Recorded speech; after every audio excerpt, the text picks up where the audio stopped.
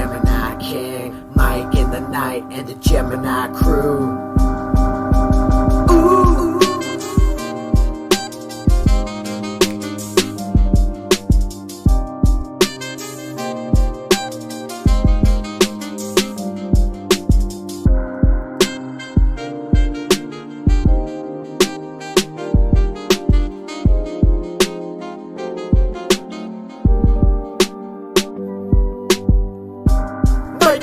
Night, you're here with Mike in the night. Mike it through the night, you're here with Mike in the night. Let's just talk about the world, give this page another turn, 'cause you're here with us tonight. Everything's alright when you're here with Mike in the night. Through the night, you're here with Mike in the night. Giving the world light when you're here with Mike in the night. Mike and through the night, you're here with Mike in the night. Sometimes things are just absurd, so let's just talk about the world, 'cause you're here with us tonight. Mike it through the night, you're here with Mike in the night. Mike it through the night, you're here with Mike in the night. Let's just talk about the world, give this page another curl, 'cause you're here with us tonight. Good morning, good evening, good night, wherever you may be watching or listening to this transmission on this great planet of ours. It is I, Mike Martins. I want to join you guys all to a very special edition. It's always a special edition of Mike in the Night. Sit back, crack open a nice fizzy bottle of sparkling water. Maybe sit back with a nice glass of wine to sip on. Light up some candles. Zip back that easy lazy boy chair. Crack open a window, let a breeze in, and let's talk with Mike in the Night. Today is Saturday, October 19th. We're in the 42nd week of the year. Oh, yeah. 42nd week of the year. We got 10 weeks left, folks, in this year. And we are going into 2020. We're almost done the first quarter of the century. Of the 21st century. Sorry, guys. Our comments are starting to roll right now. We got 26 Gunter saying, yo. We got GP100, yo, Mike. Jeff Rip, Mike in the Night. Doug Washington Bound. Mikey, how you doing, buddy? Doug Washington Bound saying, Doug, moonwalking backwards. Oh, yeah. Garner Aluka saying food skyrocketing, meaning in price. Oh, you better believe it. And no, they're not sending food to the moon. It is skyrocketing, people. And we're looking at a big thing because food is what keeps us going, right? So that's tonight's show. We got 07 Luso Khan. What up, Mike? It was great visiting you a couple of days ago on my way to Klondike. Yes, Kelowna. Yes, buddy. Thank you so much for dropping in with you and your friends. I appreciate that very much. And I don't know if you saw the picture, but it's up in our on our channel under community page. So, and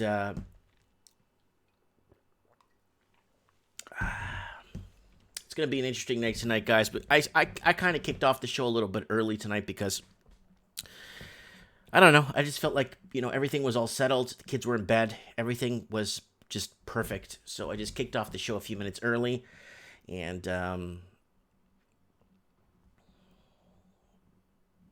so Gunmore is saying, I'm already eating less than before, so I'm going to have to eat less.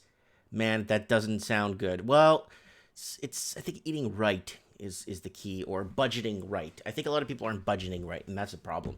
And yeah, we shouldn't be doing this in the 21st century, where food, now we have to kind of put money aside for food, or food should be something you just buy without any questions or debates or discussion in a first world country. But yeah, it's not working anymore. It's not coming together anymore. Heck, it's looking pretty bad and grim. Someone was complaining today in the comments that I'm all doom and gloom, but I mean, what do we do about how do we address something like this? I mean, it's happening, right? Who's talking about this, right? That's the question. We got Owen in the house. Yeah, Grunmore Aluka is asking, doesn't this start revolutions when people start to starve? Yes. It's not revolutions, but it civil unrest starts, and then looting starts when people start to starve, and that becomes a problem. I've been flooded with emails from the province of Alberta in Canada and from Sydney, Melbourne, Perth, and all kinds of parts of Australia, of like just literally 7 to 15 emails per day of the same topic. People can't afford to buy food.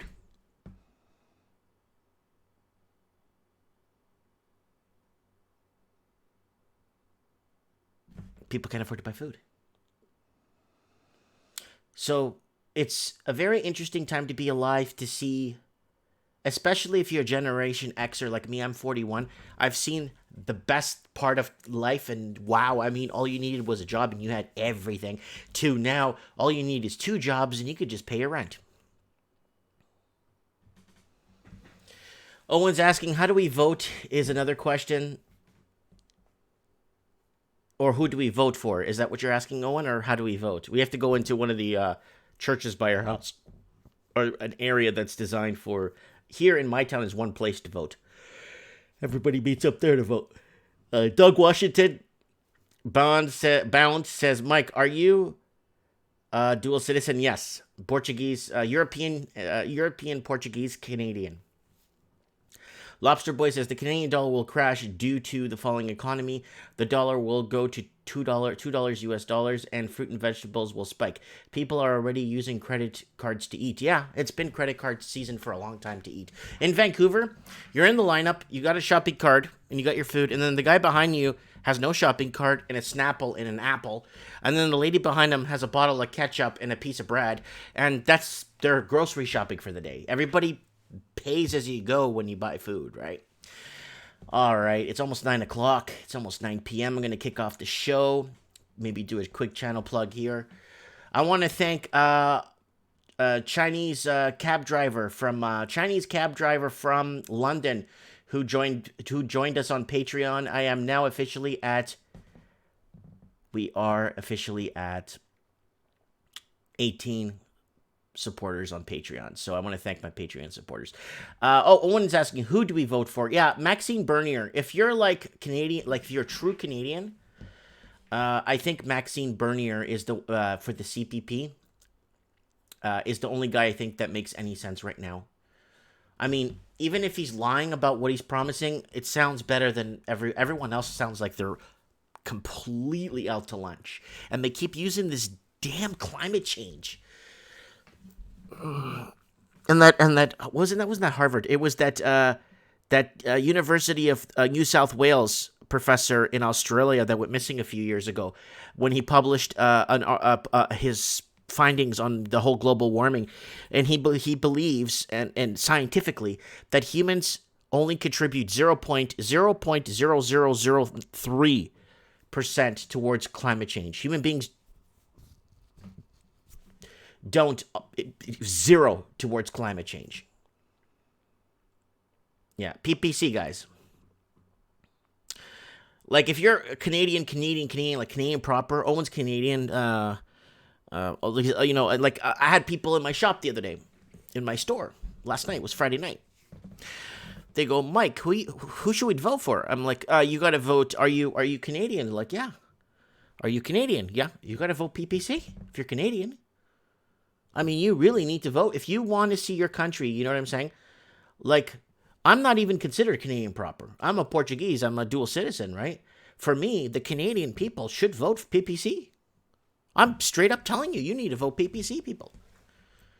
And I've been saying this for a while. If you want to see, like, I don't care where you're from, where you came from originally, you vote PPC, man, and protect what you have now. Like, it's almost like I gotta protect myself. Like, I gotta build a wall around what we got now before we lose all that too. It doesn't matter if you're from China or you're from Russia or you're from Cambodia. It doesn't matter. You want to protect what's yours here now and what you've built here now, and provide a future for your children. And that's what you got to do. So, no, I don't like Scheer because I don't like Scheer because he's so very global warming is an issue, and we need to bring in the carbon, whatever it is, carbon tax and stuff. So, I don't like him because of that. So. All right, guys, let's do a quick channel update plug / what's going on the channel, guys. So here it is, guys. I plugged in a few videos for you guys today, some really good ones, too. Here it is, Mike in the Night, skyrocketing food skyrocketing. The Great Australian Rate / this is really important. This is actually a deal breaker for majority of Australians. I can't believe this. Watch this video, guys. It might be coming to a city near you. And Alberta, Sydney, Auckland, London, Los Angeles, Alberta, food spikes. Food's going up, man, in price. Australia is starving. One of their major banks in Australia had a huge problem over the weekend, and a lot of people never got their pay or their money, and people had no money for gasoline, no money for food, because they had nothing in savings, and their bank accounts are overdrawn. And these are average pay workers. We're not talking about minimum wage. Average pay. Plus, minimum wage in Australia is like $21, $22 an hour. So when people are like, whoa, yeah, uh-huh.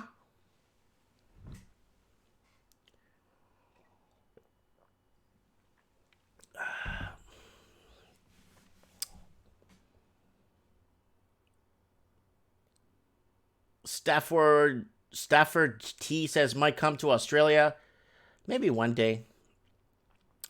Garner Aluka says we need an aardvark for prime minister, so we can learn to eat ants. Yeah. Okay, guys, we got Skype messages rolling in, and Crazy Tracy saying things are getting bad, Mike. People sleeping. Hold on a second. People sleeping in pods in California now, bunk bed pods being rented out, people paying $1,400 a month to basically... Anthony, I'll call you back, buddy. I'll have you on the show. I'll call you back. Basically paying $1,400 a month, US dollars, to sleep in a bunk bed in a community. They get free Wi-Fi. Big whoop-de-doo. And that's from Crazy Tracy down in California.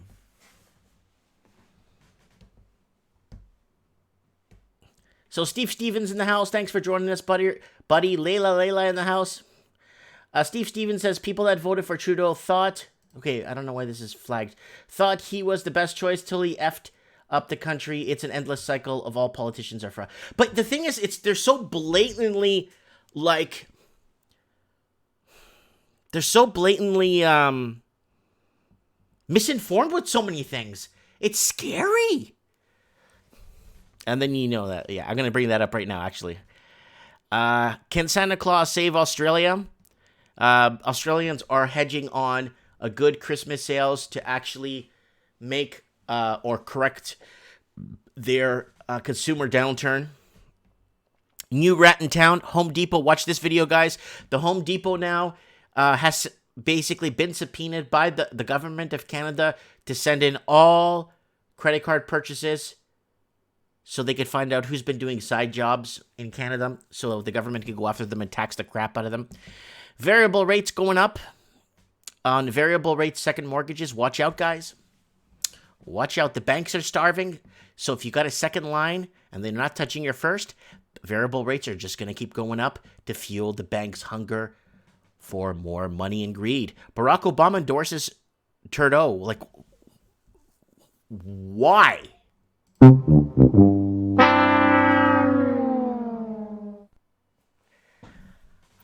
Let's just do that one more time. Why? You gotta be kidding me.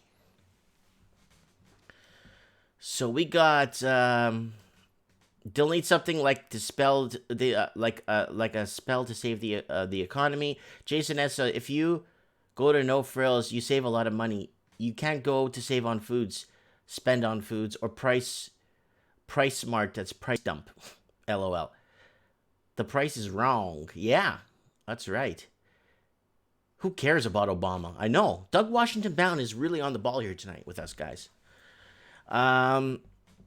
They're birds of feather, same handlers. We got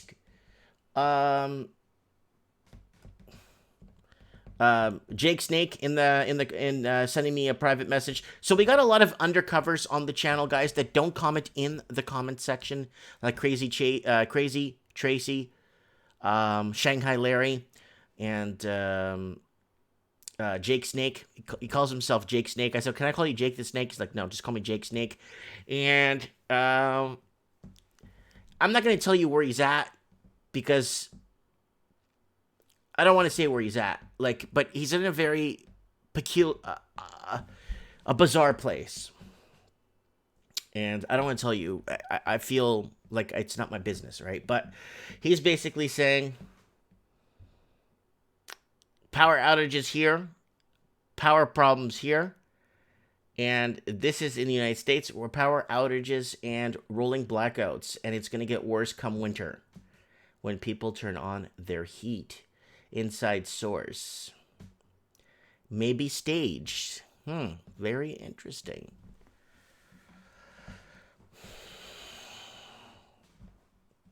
Yeah. Oh no!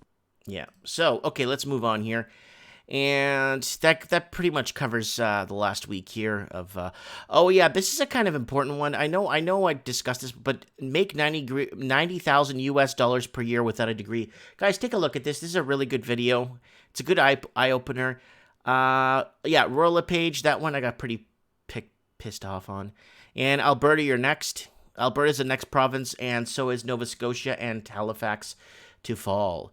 Guys, don't forget to support me on Patreon. I want to thank Chinese cab driver in London who basically jumped on and joined the family and supported us here. There's many tiers you could join.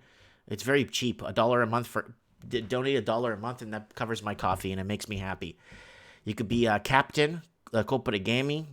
You could be a consigliere, means you're like consigliere is an advisor to the family, or you could become an underboss and second in command. So check it out, guys, Patreon, and don't forget to follow me on Instagram. And if you want to message me, people message me on Instagram all the time. And if you want to hit up my PayPal tip jar, it's at the top here at the channel, right here at the top, if you want to support this transmission. So let's get into what's in the news right now. So let's open up and see what is happening with our friends over at Zero Hedge. Let me refresh this and see if anything's been updated. CIA analyst lawyer up as a Brennan Clapper ensnared in expanding Russiagate probe. Oh my God. Why don't we do Obamagate? Obamagate probe, where Obamagate's meddling with Canadian elections. Huh? Yeah, it's not going to fly, right? Yeah, all right. Okay. I stand against everything she represents. Gabram hammers tired, sick, fragile Hillary. It's fragile, but I like saying fragile. It sounds Italian. Yeah.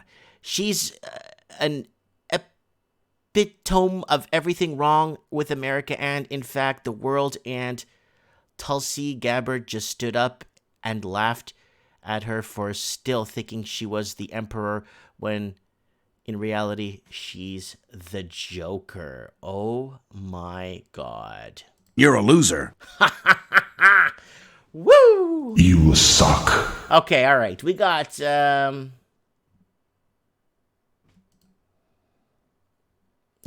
Okay, we got our I-10 Interstate 10 truckers that are listening to this transmission. Interstate truckers are for some reason tuning into this transmission. And not only that, a lot of them are listening. They don't view it. They listen to this transmission. Interstate 10 truckers. Somebody went in some bathroom stall and just wrote, check out Mike in the Night on YouTube. Good live show. Has Collins. I think that's what happened. Or they put me somewhere along I-10. And people are picking up the transmission along I-10. And a lot of people are listening to our rebroadcast, which is really good. And,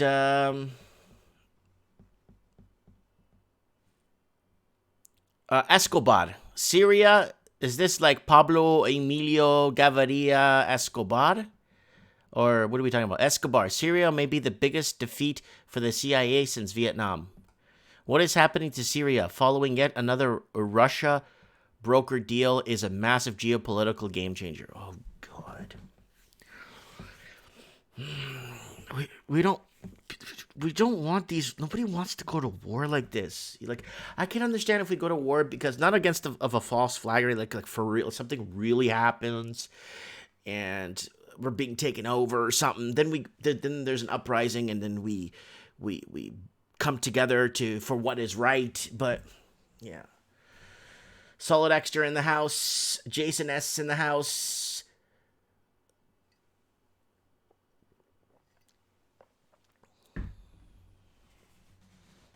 Yeah, we don't want wars, guys.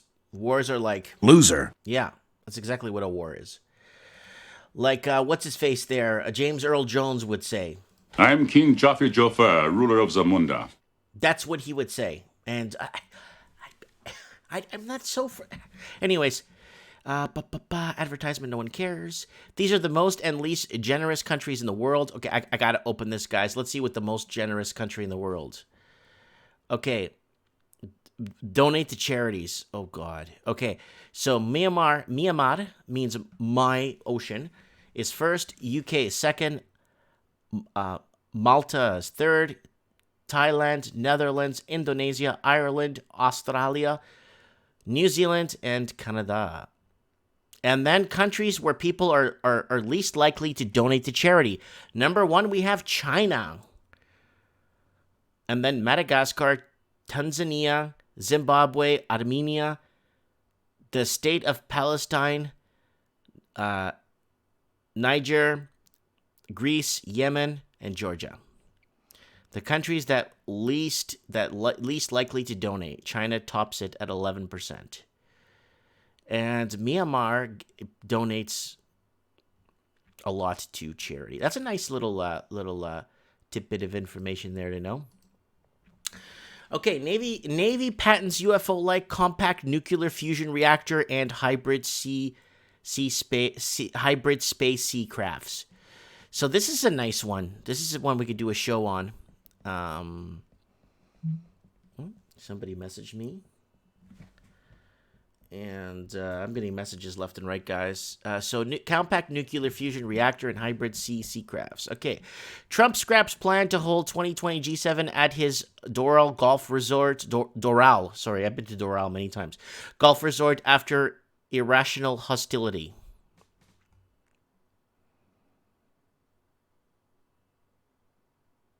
Oh, man. Worst cruise ship in the world. China buying boatloads of soybeans from Brazil after U.S. trade talks. Oops, that wasn't supposed to happen. Yep, so China buying up from Brazil. Portuguese America. 55 ways to starve the beast. Get over it. Trump campaign mocks outrage over Mulvaney comments with t-shirts. Get over it.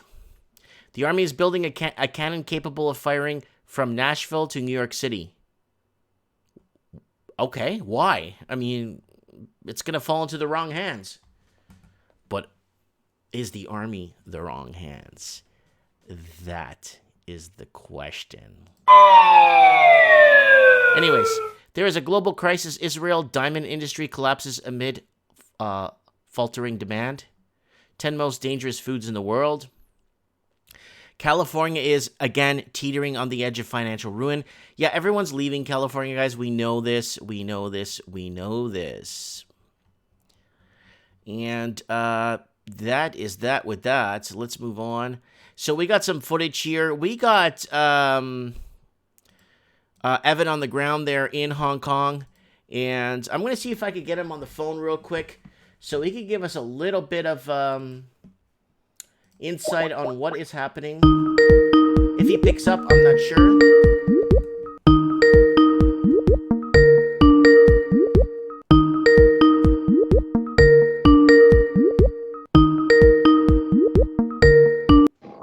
Mr. Mo. Evan, it's so good to hear from you. Oh, everything all right? Everything's fine. I just was. You're live on Mike in the Night, and I got some footage that was put up that how Hong Kong is becoming a battleground as China celebrates 70th National Day. Oh, you aren't wrong there. They're having quite a battle today. Yeah, this is intense. Have you been getting caught up in any of this stuff? Oh, last Sunday, for example, I had to walk 3 hours to get through a riot, to get away from a riot, to find transportation to save me a 6-hour walk. And I did it. But it becomes quite inconvenient when the police shut everything down, whether bus, taxi, or train. Okay, I know you went on a secret mission to the Chinese border. Over to the Chinese border? Did that go okay? Oh, it did. People do talk, and telling me where I'm currently heading will be quite a fight today, even though it's unofficially not on the list of places. But I have a feeling it will be quite a fight today. Okay. Do you see any fires from your apartment? Authorized. Do you see any fire or smoke from your apartment? No, fire is very rare, Mike. The only thing you're going to see are police firing shots at people. Okay, I'm talking about fire as in fire like smoke fire. Oh, no, not so much. The Molotov cocktails, I'll tell you the reason for them. It's just so they can make their getaway. You know, police are advancing on you. You throw a Molotov cocktail, it gives you, 30 more seconds that you otherwise wouldn't have. That's all they're for. Doesn't Batman do that, or somebody does that and they drop it on the floor and they disappear? Oh, that's the smoke bomb. But a Molotov cocktail is a bit more toasty than a smoke bomb. Yeah. You just don't want to be sitting in a car when one of them go off inside the car. Well, people do have guns go off into their pants and their buttocks and everywhere else, don't they, Mike? Yes, they do. Yes, they do.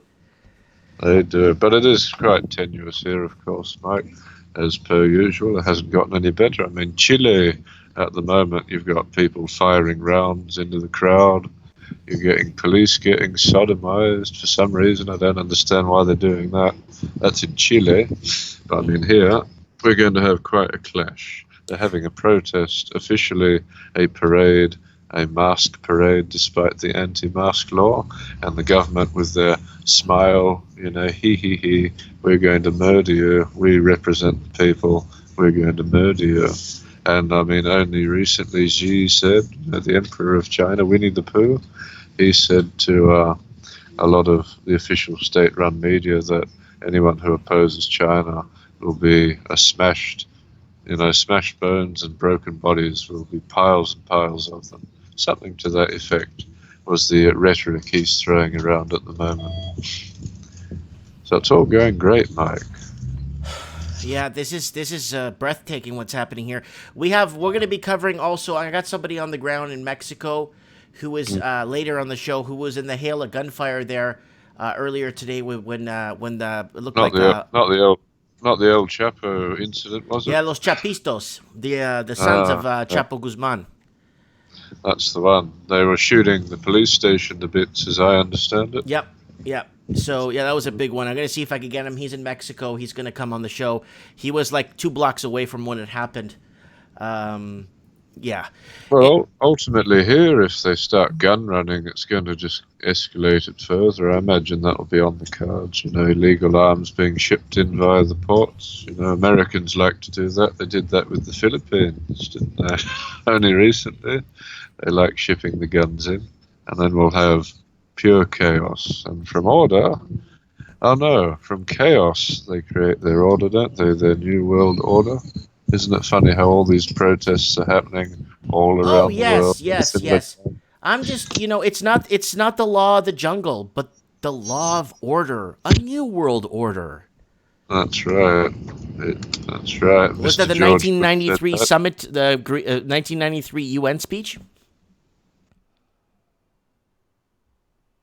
that. No, George it's Walker not Bush, Bush. A New I World mean, Order. everyone says it at some point or another. Yeah, I think it was George You Walker had Bush. Bill A new Clinton say order, it. a new not the jungle and the jungle and order of a world where we could all benefit. A new world order. That's right, and we're almost there. They're trying their best. Imagine when social credit is the only credit you're allowed. Cash economies collapsing in Canada right now. They're harping up the black economy. Guess what they just did in Australia? Prior to that, they were harping the illegitimacy of the black economy. They're saying, we need to ban cash. Canada's going a similar route. It's funny how they all coordinate their efforts, don't they? It's as if they all work together, mate. I think it's the last pinnacle of, light, or the last flame is the Commonwealth. And once that goes, you see the American empire fall behind. I would say the last flicker of light will be when people are told to accept the mark. Remember to reject the mark, Mike. Write that down somewhere in case you forget. Always reject the mark, because that's coming too. For people tuning in, this is our friend Evan, correspondent here for Mike in the Night, who is live right now in Hong Kong, and he's having a. So are you planning on leaving if this doesn't get corrected, or what's going on? Well, it's hard to know which way it's going to swing. I mean, the government has been throwing a bone with the chief executive's policy address, of course. They said something to the effect of, we're going to give more housing because housing's the problem, But we're only going to give it to people we like, mainly Chinese people. So they had a Greater Bay project, I think I mentioned many moons ago, Mike, where they're going to make an artificial island to fit all the mainland Chinese on. So essentially what they're saying is we haven't deviated from our plan, but we're going to dress it up so it looks like it benefits you, which is what most governments do. They just remarket their strategy, don't they? And people aren't buying it. The chief executive couldn't even do the policy address in the council office because there was a protest. The politicians are protesting in the council office, so she had to scurry away with one of those, grins on her face. He, I'm safe, And so she had to do it via telephone. A lot of Evan, are you still there? pressure. You can remember a lot of these sites paid agitators. Oh, have I lost you, Mike? Yeah, we lost you for a second. You just said agitators. We got you though. We got your point. So I'm looking at a couple of little brush fires here, paper burning in the streets, people walking, garbage everywhere. Yep. What's this yellow paper? Is this like confetti? What is this? Parking tickets?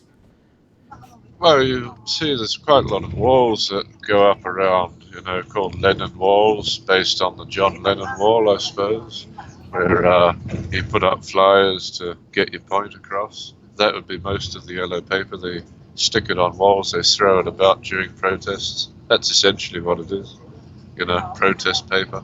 The protest paper, okay. If I had a long broom, like one of those shop brooms, I'd be pushing everything into that fire with the shop broom. Well, it wouldn't be that hard, but I mean, the point of the fire is just to slow the police down. That's all it's for. I mean, it's not very effective. There are better tactics to use, but people aren't very imaginative. And a lot of the original Molotov cocktails were from police anyway, police agitators, because a lot of them are. At the moment, they're playing a game of Find the Traitor, and there's plenty of them. Yeah. Wow. But anyway, I'm in shock with this. I'm not surprised that the other big powers are standing back and letting this. And then what happened with the NBA? You want to brief us on the NBA? NBA, they just bent over to China, didn't they? One coach said something and the entire NBA had to bend over to show their allegiance to the system. Everyone marching as one, as they were. Same with Blizzard. Blizzard said, we're going to ban this Hong Kong protester who stood up and said something to the effect like, stand with Hong Kong. free Hong Kong revolution of our time. Something like that, he said. And they decided to null and void all his prize money, and as soon as there was backlash, they reinstated everything and said, "Oh, we're just kidding. We're just kidding. Tee-hee-hee." Wow.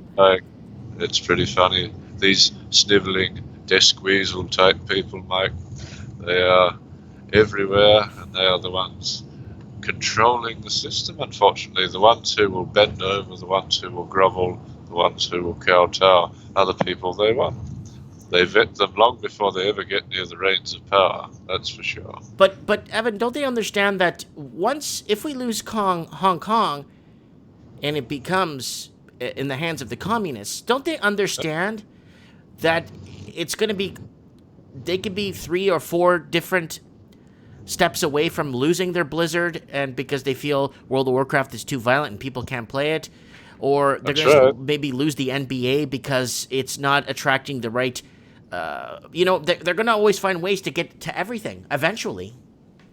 That's their goal, soft power, but I mean, it won't work ultimately now that the eyes are on China. China's advantage, of course, was remaining undetected and left alone, but now everyone's paying attention, even though the media's desperately trying to bury it with anything they can, anything at all. I'll tell you another one, that's Kurdish Turkey fight with all the guns and explosions. That's from a Kentucky gun show, that footage, and all the media use that to... Oh, I love when they do that. When they said, "Oh, there's airstrikes in Libya and Tripoli and blah, blah, blah." Right. They're using footage from 3 years ago from Iraq. Well, if you just look up the Gulf War, that's a great one. Scud missile. Oh, no, the Scud's coming in. I'll put on my helmet. You put on the gas mask. Quite amusing. But such is life, Mike. But I do have to jet. I do appreciate the call. Well, no, I appreciate the plug and coming on and coming on here and giving us a heads up on what's happening in Hong Kong. That's right, Mike. In the night is the place to be. Thank you, my brother. You take care and lots of blessings, okay? Thank you very much. You enjoy the night. All right, bye. See ya. That is Evan on the ground in Hong Kong, giving us a little bit of insight on what is happening. He had to walk 3 hours to take transit, so he didn't have to have a 6-hour walk. Wow, he had a special secret mission along the Chinese border last week when we got him.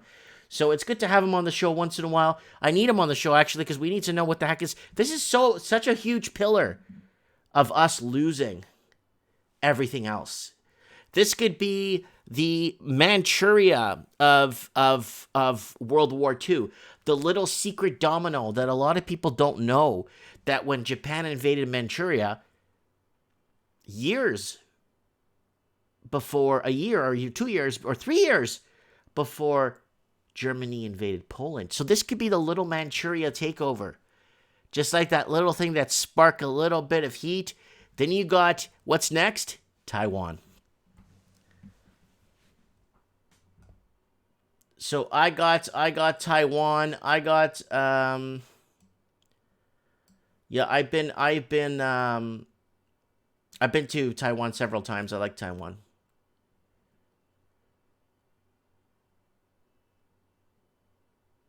Okay, so Steve Stevens says, I believe nothing what you hear and half of what you see. Well, I mean, but Evan's there, and Evan's a good chap. All right, here it is. El Mexicano police free drug lord's son in Culiacan. Battle erupts. And this is a big deal. When governments are making deals with drug cartels to free family members who are guilty of whatever they did or whose family they destroyed. And yeah, it's not good, guys. It's not good.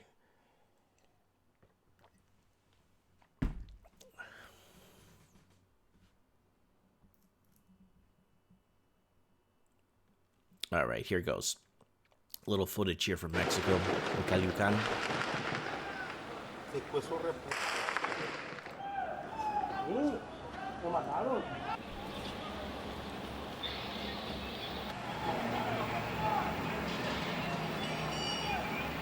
It's scary when you see, like, Guys with AK, like heavy guns here.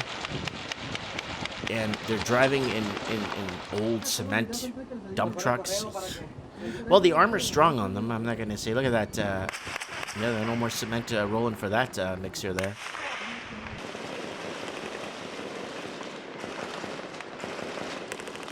Lots of gunfire, man. Holy smokes. Everyone's blasting away from that area.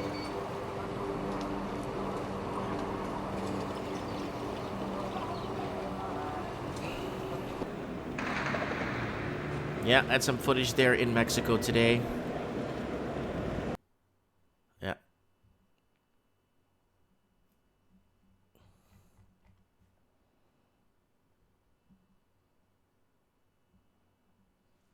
All right, let's move on. All right, let's get Anthony on the phone. Where's Anthony? I hope he's watching the show still. He didn't bugger off. He's probably going to tell us what happened today in Chile. Okay, here we go.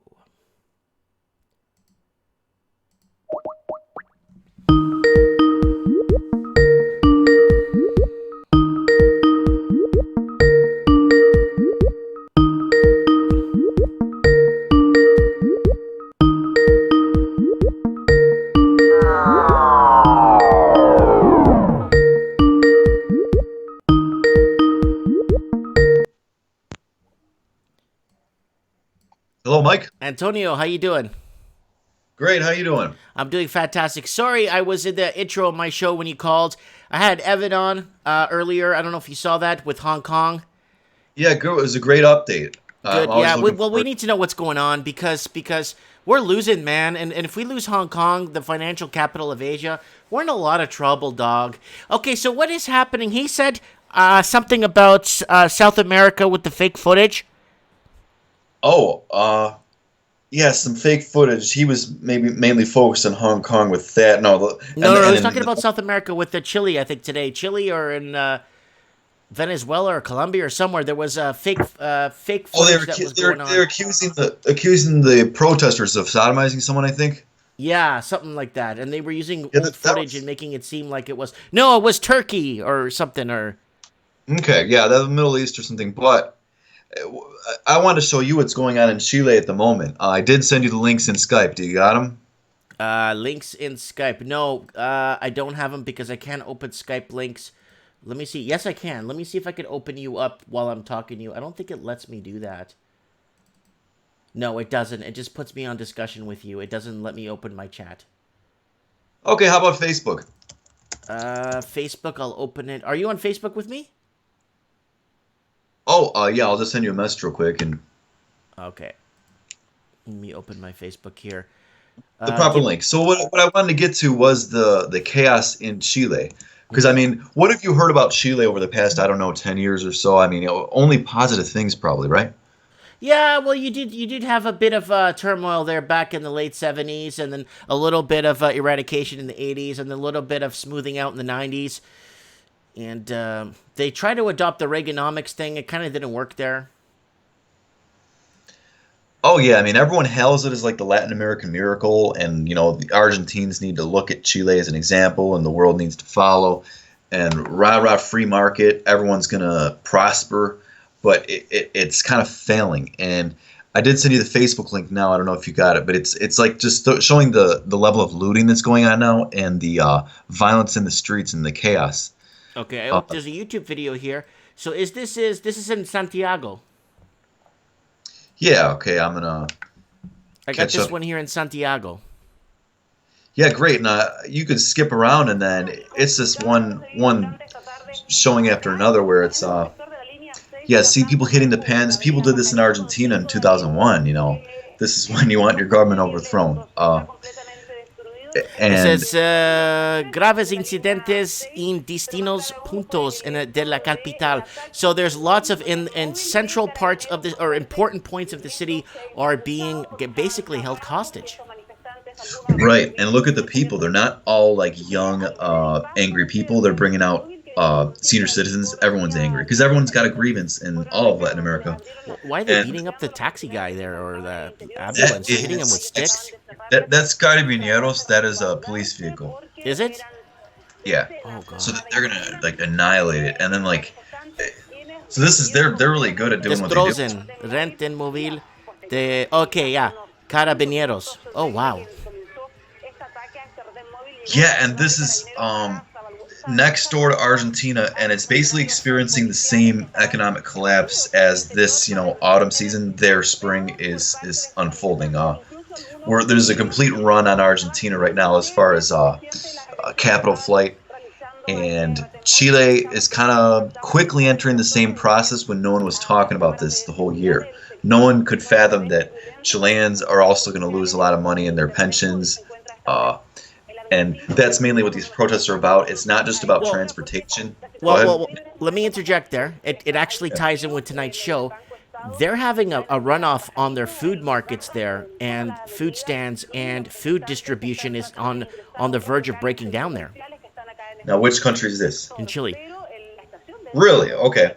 Yeah, they're having huge issues getting food into certain areas, and yeah, it's not looking good.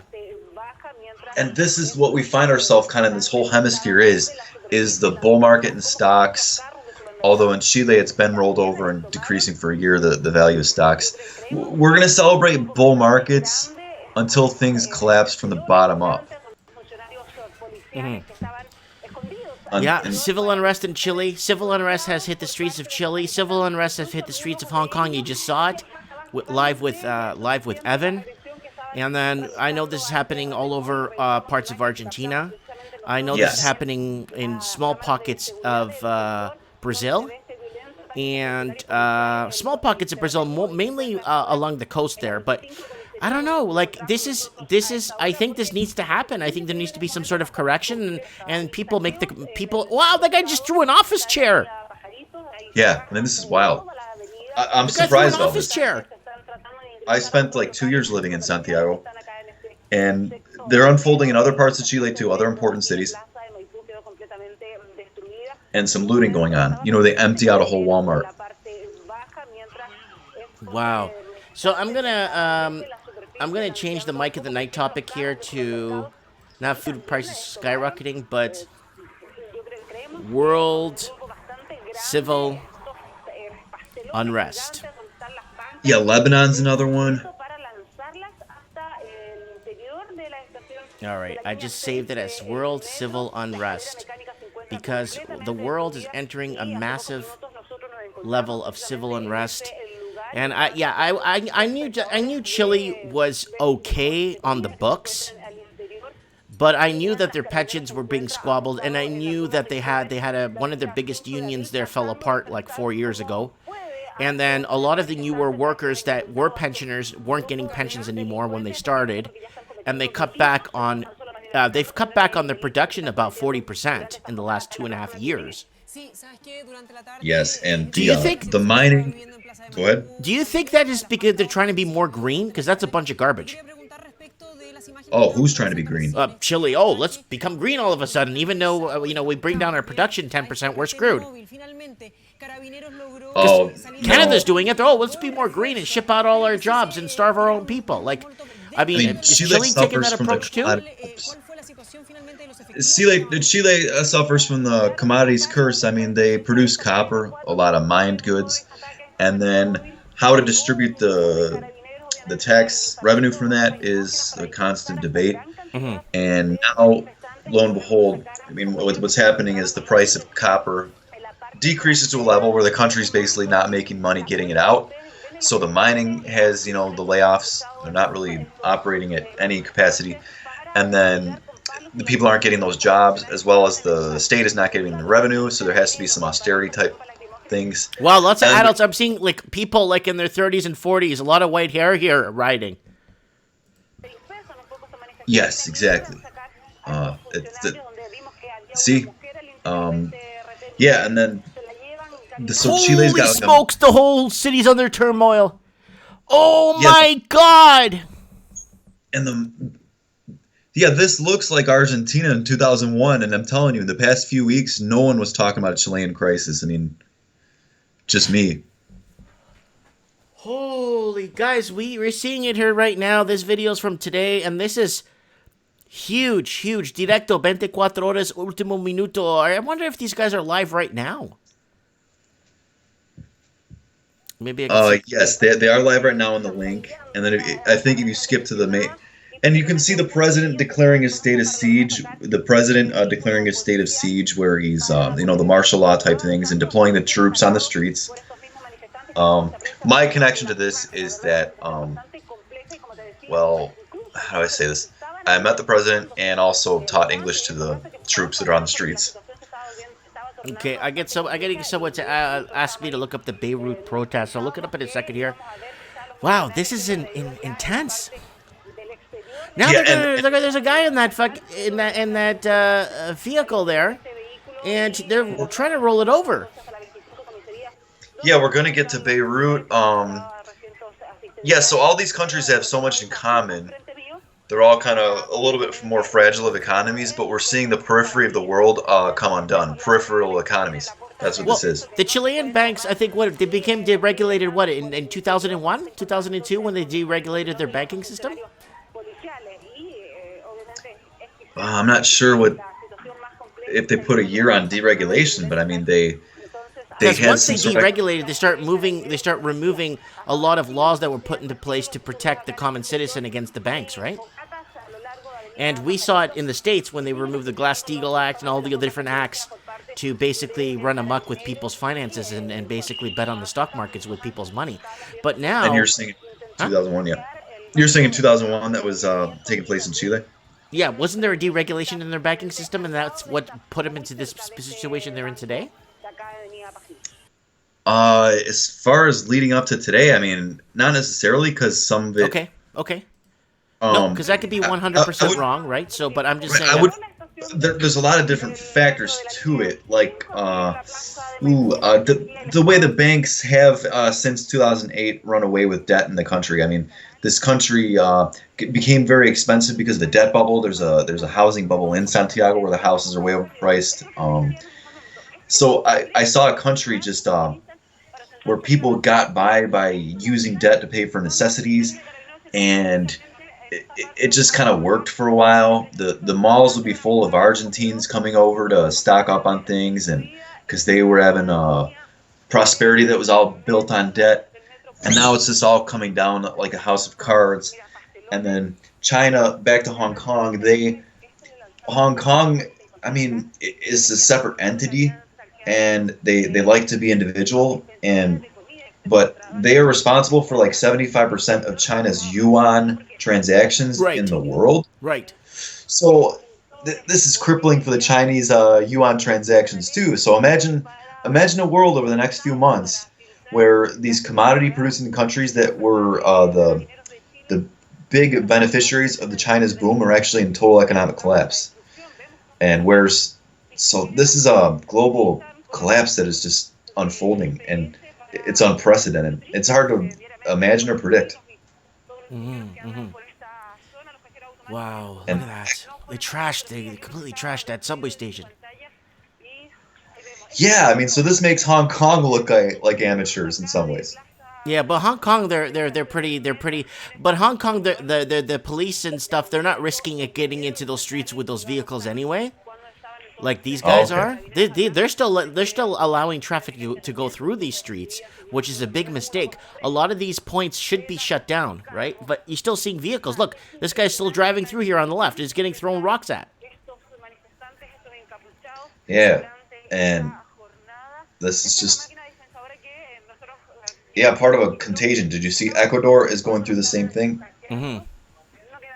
Yeah, no, Ecuador has been unstable at least for the last 2.5 years, but they had that mini riot 2 years ago at the prison. I don't know if you remember that, and that sparked more little unrests there. And then there wasn't there the Ecuador government wasn't allowed to land his plane in Europe. Was it him? For what reason? Because they thought that Snowden was on his plane or something. Okay, yeah. Do you remember that? That was 3 years ago? 4? That was a while ago, but still. And what do you think of Snowden? Well, I mean, he's got he's gonna have to. I don't know. He could martyrize himself, or he could... Wow, look at the rocks inside the subway station. Holy shoot. Holy crap. So is Chile going to experience a runoff on the banks? Are these protesters going to organize to remove all their money from the bank accounts to create a runoff on the banking system? Because there's obviously no confidence in the government in Chile right now as we speak. Well, the focus of my shorts have been on Chilean banks, and it's been a steady decrease. And it goes into Banco Santander, which I've watched plenty of videos on Spanish bad management of Banco Santander, and I have no reason to think Chile is any different. So, as far as runoffs, I would say the dollar would go up a lot in Chile. Their currency would go way down, and maybe some bank runs, sure. And as far as the people organizing to do it, no, I just think it's baked into the cake of their trash economy, the bank runs and things. And this could be something to blame it on, like in the creation of the next new world order, they'll say, well, look what we did. We burnt our own country. We can't do that again. Let's be orderly next time. Yeah, and create not the law of the jungle, but the law of a new world order. Right. And did you see our lovely comedianess, Ellen DeGenerate? Yes. Degenerata? I'm happy you got that right. Degenerate, yes. Degenerada? In Spanish, it would be degenerada. Degenerada, sí. Por supuesto. Yeah, she appeared with Bush, and there was a beautiful encounter where they sat at some football game in wonderful overpriced seats because they're both millionaires. Well, hold on. Go ahead. Stop the press. I got a better one. Obama meddling with Canadian elections and telling everyone to vote for Justin Trudeau. Oh, Canada has a democracy that effing matters? I didn't know this. Yeah, so Obama stepped in and said, I like Justin Trudeau, and he cares about climate change. Of course he does! Right, and that's the other thing. We could talk about the cost of living, security, a future, and healthcare. These are complaints I know from Canadians, not how many trees these guys plant to make Canada... To end the horrible Canadian influence on the world with these massive carbons and the suffering that Canadians suffer from climate change. Yeah, Canadians are suffering every day. Even though human beings produce or whatever they add to climate change, like what is 0.0001%. Right, and I'm just thinking about me in Tilbury, Chatham, Leamington, go up to Stratford. Are we all concerned here about climate change ruining our Ontario? No, I don't see climate affecting Ontario. Do you? Me, of course not. Climate is we're gonna have probably a colder winter just for jinxing yourself. It was global warming, and then it's climate change, right? And on to Edmonton, where it starts snowing in October. Yeah, and then after you get these Chinooks, and then you got that what's that idiot's name again? Leonardo DiCaprio filming a movie in Alberta in the winter, and he experiences a Chinook where it's minus. It starts at like minus 20 degrees, and then by the evening it's like plus 30 degrees outside, and he's like, oh. The climate change is destroying. Look, you should see what happened to me when I was in Alberta and this and that, and he was talking about this and everything. And, buddy, it's a Chinook. It's been happening since the time of Moses. Get over it. Yeah, and maybe politicians that want to run on climate change should do it in a place where it's like 50 degrees Celsius in the desert in Australia. Maybe in the local election there they can get some fame and gain favor, but it's just got to be getting old for a Quebecois to hear about the ravages of global warming when it's not any warmer now than it was 50 and 100 years ago on the day-to-day. Yeah, they still have to... Chile's an ultimate collapse, guys. we got our man here who knows Chile. And we got Hong Kong. Riots still going on. Let's see if we can get some riots here. Hong Kong riots still in full-blown swing, and Chile is in a heck of an amount of trouble right now. I mean, like, this looks like the Rodney King fight there during the LA riots when it started. Yeah, and I'm always in contact with business contacts in Chile, and we're always joking about the politics of and the economics of the region. You know how there's a credit card for everything, Oh, and where was the other one you wanted me to look up? Beirut? oh yeah, that was one of your viewers wants to talk about Beirut. The Beirut riots? Yes, All right, let's find out. Beirut. How do you spell Beirut? B. I can't spell. Beirut. Okay, Beirut. Area protest. They call it a protest. It's really a riot. Here we go. So is this from today, guys? 5 hours ago. Okay. Enter Beirut following protests. Okay, so they're sending in the army. Yeah, in these countries, these guys don't care. And countries like in these Middle East countries, they'll just send in the army. They don't care, man. For civil unrest. Okay, and then we have Lebanon protests too. Yeah. So we got there it is. There it is. There we go. That's what we want to kind of get an understanding on what's happening there. Yeah. Yeah, it's happening, guys. We're seeing the civil unrest, a world of civil unrest, and people, the banksters, got too greedy, and unfortunately, they're calling for, like, these guys here are calling for revolution. Young guys here in their early 20s, calling for a revolution here in Lebanon. And then what I know about Lebanon is in the recent years, it's been suffering under the weight of the cost of refugees. Was social cost. Oh, it's heartbreaking. But, I mean, we're humans, and humans have faults. We all have faults. We all tend to, I guess, sway to the wrong side once in a while. And you see people hurting others, whether it's financially, whether it's economically, whether it's... And I still think it's a sin. I still think it's a way of, I guess, dishonoring yourself by doing things like this to others. And even though you're not poking the knife into that person, you're still, causing the conflict. You know what I'm saying? Oh yeah, I mean the corruption is just it all builds up. It's a pyramid, right? And it all has I see. I want to make a video and make some clips of this. And in Hong Kong, climate change protesters are this, and then I put in look at this huge protests in Chile over global warming, and global warming is not being done. And then people on the left would actually believe that.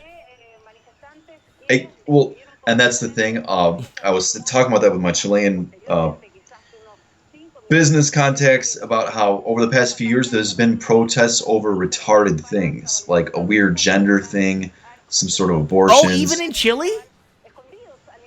Oh, big time, yeah. They distract people with retarded issues. But that's all supported by the government. That's all pro-funded. Oh, yeah, world government. Yeah, Illuminati. That's 100%. Yeah, 100%. And that was the thing in Argentina too. I mean, during the height of its economic, when the data really started coming bad, that it was a fatal government like a year ago, he put through this abortion bill, and then it was like a national debate on abortion. Mm-hmm. And then it was the perfect distraction, the perfect hot issue for us to debate about. And like bathrooms in the United States. Mm-hmm. Yeah, bathroom, the division, and yeah. And you ask your average person why they dislike the president in the United States, they would say he's sexist, racist, and against.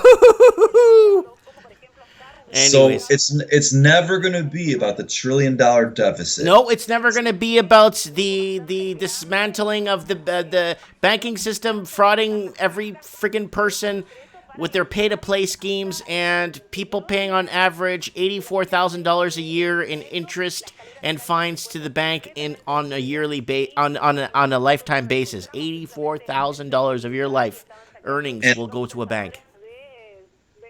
And you look at this Chilean protest. I mean, from the people there, they get their $600, $500 a month paycheck, and finally, the last straw was the raising the underground train fees, the subway fees, and Well, that but happened it's in Brazil. Remember when they had the protests in Brazil? It's because they raised the price of the trains, of their the trains and the buses there, the transit. Remember?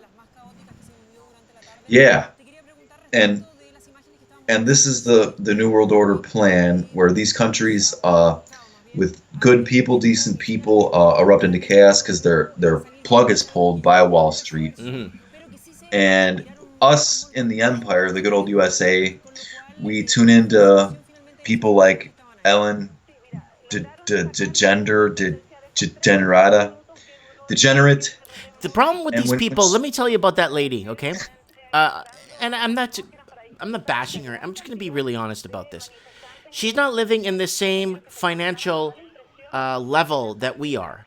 So she's in a higher level financial level, and she's very easy to give advice to people on what they should and shouldn't do. But they're not live. They have a higher level of income than we do. So for them, it's easy to tell people how to do things. You know what I'm saying? And they don't understand how hard it is for others. and that's her point of privilege was clearly shown when she says she's friends with the Bush family, and that is the New World Order you're talking about, where we tune in to her to explain to us why we need to accept the Bush family, despite of our liberal ways, as she calls herself a liberal, which I beg to disagree, but she basically lays out the New World Order in her show, like, wait a minute, we all have differences, but we need to come together and show unity. But it's like, but Ellen, what if we want to ask questions about Iraq? What if we want to ask questions about wars based on lies? Can't we, Ellen? But no, that's not being nice. So New World Order is when you hire people to be nice or pretend to be and do fake shows where they hug presidents and dance with them. And that's all that the celebrity culture has done for us now. And that's all We got Supreme Canon saying virtue signaling is the way to make yourself feel relevant and involved from the comfort of your own home without doing anything. Yeah. What's virtue signaling? Define that. The virtue signaling is basically taking like a race or a culture and like saying positive things about them and saying how you have so many friends that are of that culture, that you're not you're not a racist, and you try to make yourself look better, you know?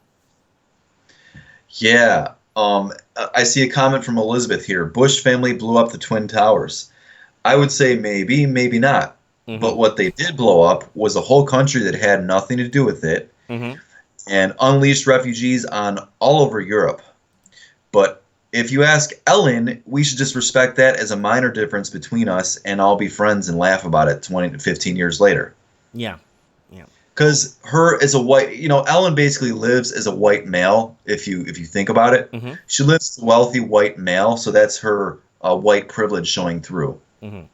She's got beautiful women around her, and probably takes advantage of them all she wants, and underpays her staff to write her joke show. And then, is she meant to be funny? Actually, I think so. There's kind of laughter going on around her. And, when she had Madonna and Justin Bieber on, and it became basically a display of Have You Ever, and it was all sexual, that is what's on at 4 p.m. for children to come home from school to see. And they do, because she has kids on there sometimes, too. Wow. Okay, Anthony, I'm going to have to let you go because we are entering... we just passed the first hour of the show, and I want to keep going on with a couple of things here, okay, bud? We'll have you on next week. Give us an update on South and Central America and what's going on, and what's going on. Keep on the pulse with your investor friends there, okay? Will do. God bless you. Have a good night. Thanks a lot. Yep. So that is Anthony from downtown Detroit, who has ties down to Chile, who gave us some footage here. Guys, I have some important information here, so I'm going to be translating this for you guys. So here goes.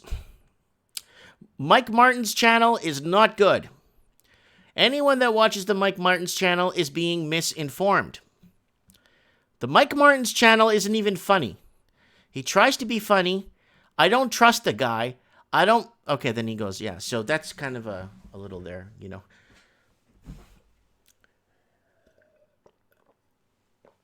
Oh, man. Wow. Guys, the world's going into unrest. And what is happening in the West, guys? Well, here it is. Food. Food. Skyrocketing vegetable prices pinches the common man's pocket. Food for thought. Primary schools install stocked fridges to feed hungry pupils with free food. Because children don't come to school with food. This is a big one. This is a big one. China grapples with stagflation. And food is out of reach for most Chinese citizens. Pork prices push up inflation. This must be in Malaysia, I think. And why the frequent spikes in onion prices? Uh-oh. Antibiotic resistant in food animals nearly tripled since 2000. What was this one? Campus food pantry. Yeah. Campus food pantry in colleges are actually giving food to people because they don't have food in campus. People can't afford to buy food. And what do we got here? University of Calgary Food Bank is in dire need of donations due to dramatic rise in demand. Empty shelves at the University of Calgary Campus Food Bank.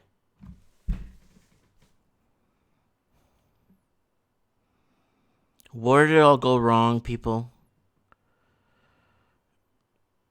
I understand, greed, banks,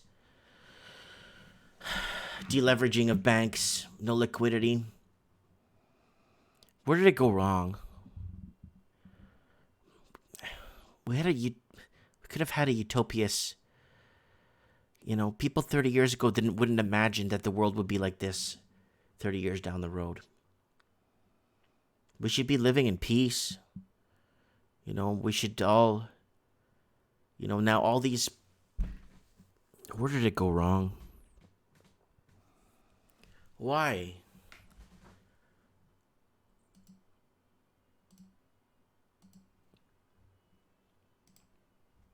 Enough is enough. Record numbers turn out to food banks to feed their children. This is everywhere, man. This is from all over the world, guys. The cynical point of denying food bank figures. This is from America.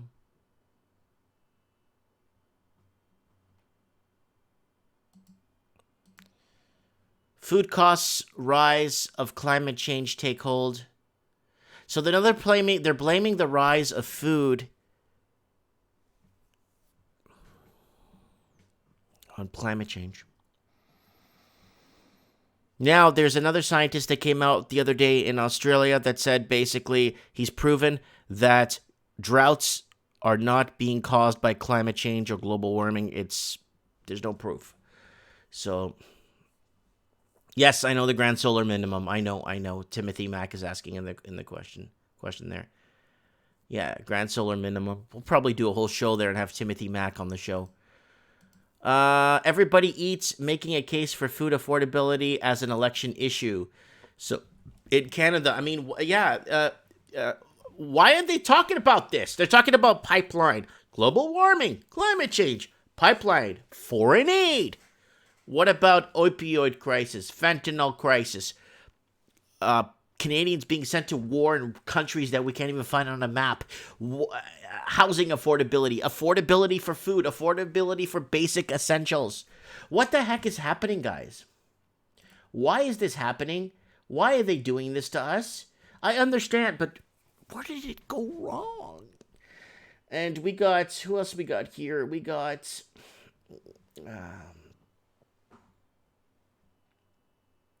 I got a couple of messages here in Skype.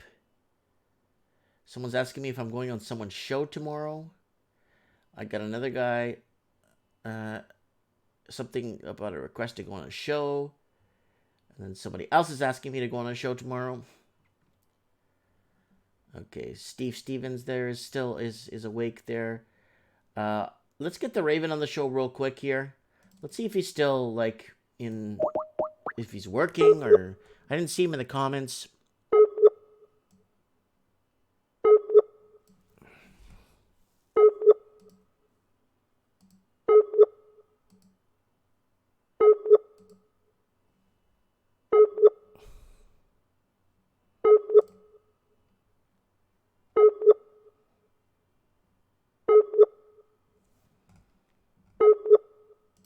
We're not getting the Raven. 5 primary schools in Suffolk, Essex are offering free food to starving families.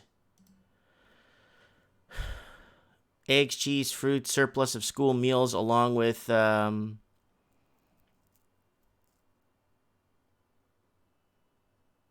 afford to buy food.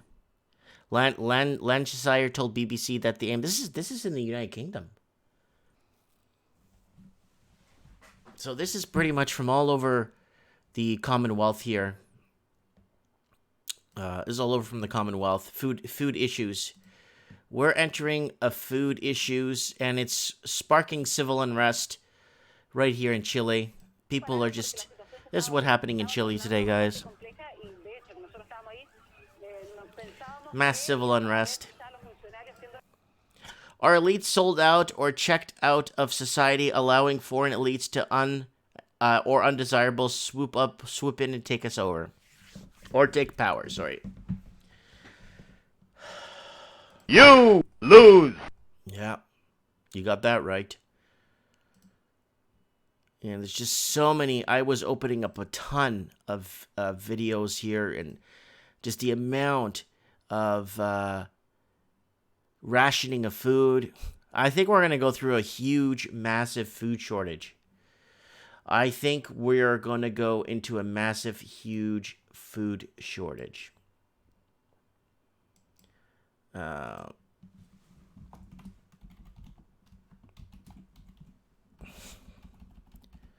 Food unaffordable. I'm just updating the sorry guys, I'm just updating the title here on the show. Food unaffordable.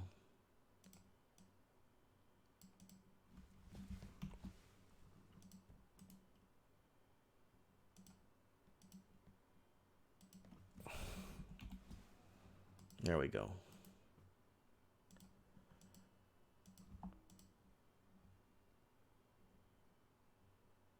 Yeah.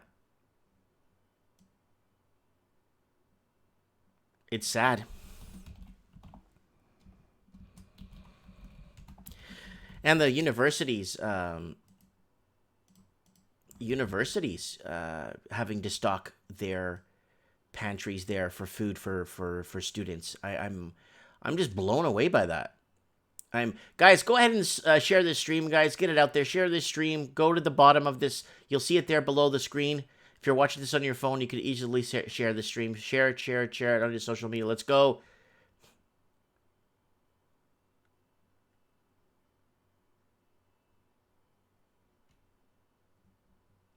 GS Man saying media is a despair machine, can grow more than enough food on average.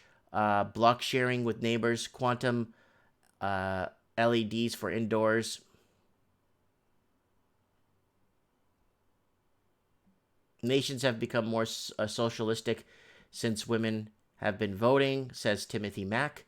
And then Vips KJ says Supreme Canon Hillary is one woman who's part of the new world. Guys, I just hate seeing that name. It makes me cringe. You know what I'm saying? And I just cringe inside when I hear that name. It's like, oh, I can't do this. I can't stomach it. Yeah. Who else we got here? We got lots of streams here. Woo! Oh, so Eddie here, Eduardo here, is asking if I want to join a stream here. Oh, okay. Sorry guys, I don't really check my Skype during the week. I got 3 kids, and I work full time, and then I work with my job full time. And let's find out what's going on with Eduardo here. Man, I got tons of messages here. Holy crap. So I got invites to go on shows, and I think discussion panel for the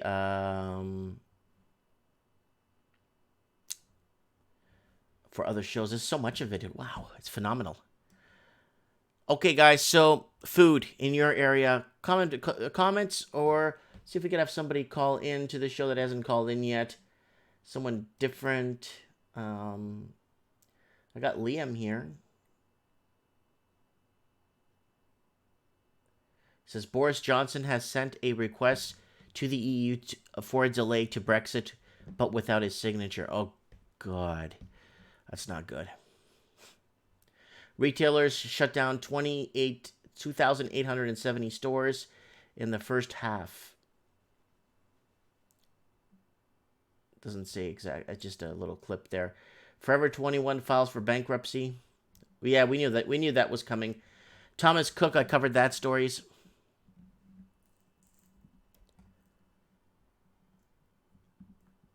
Mike joined the live stream with Noble Savages. Look up the channel. Yeah, I'll look them up. I got lots of channels asking me to come on the panels and stuff. There's like 11 of them here. Different people messaging me to go on and talk about, but we all know, what the heck is going on here. We understand what the heck is going on here. It's not like we just came out of bedrock, where the Flintstones are from. It's not like we just got out of bedrock and we just arrived here and then we're just kind of like from the Stone Age. We don't know what the heck is going on. You know what I'm saying? Yeah, Gerald Salente also promoted buying gold at 2K. He has some good info, though. Yeah, Gerald Salente is really good. He's powerful when it comes to getting his point across. Gerald Salente is really on the ball when it comes to that. I like that man very much. He's a really, really good guy. You know what I'm saying? Back to Winnipeg, people are driving up in $50,000 vehicles to food bank to finance their high life. Yep. Steve Stevens says there is no food shortage. We're being finessed to think so. So we got Ed Jamansky. I'm gonna call Eddie here. He's messaged me quite a few times, and see if he picks up the phone.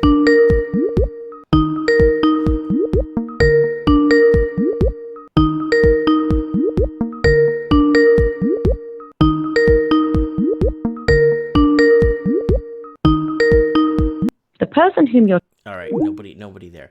At least he could see that I'm calling him, because I don't want people to think I'm ignoring them when I'm not. It's just I rarely go on my Skype during the week. I have 3 kids, so that should answer everything for you guys right there. Oh, look at this in Hong Kong. Oh my God. Okay, you think that's Mike is just Hong Kong. It's been going on. Look at Chile, man. Look at Chile, Santiago.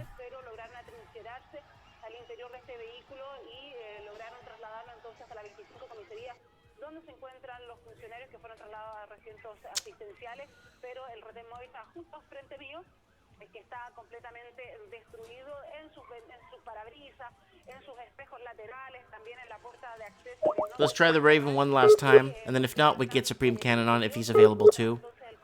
I'm not sure who's available tonight to come on the show.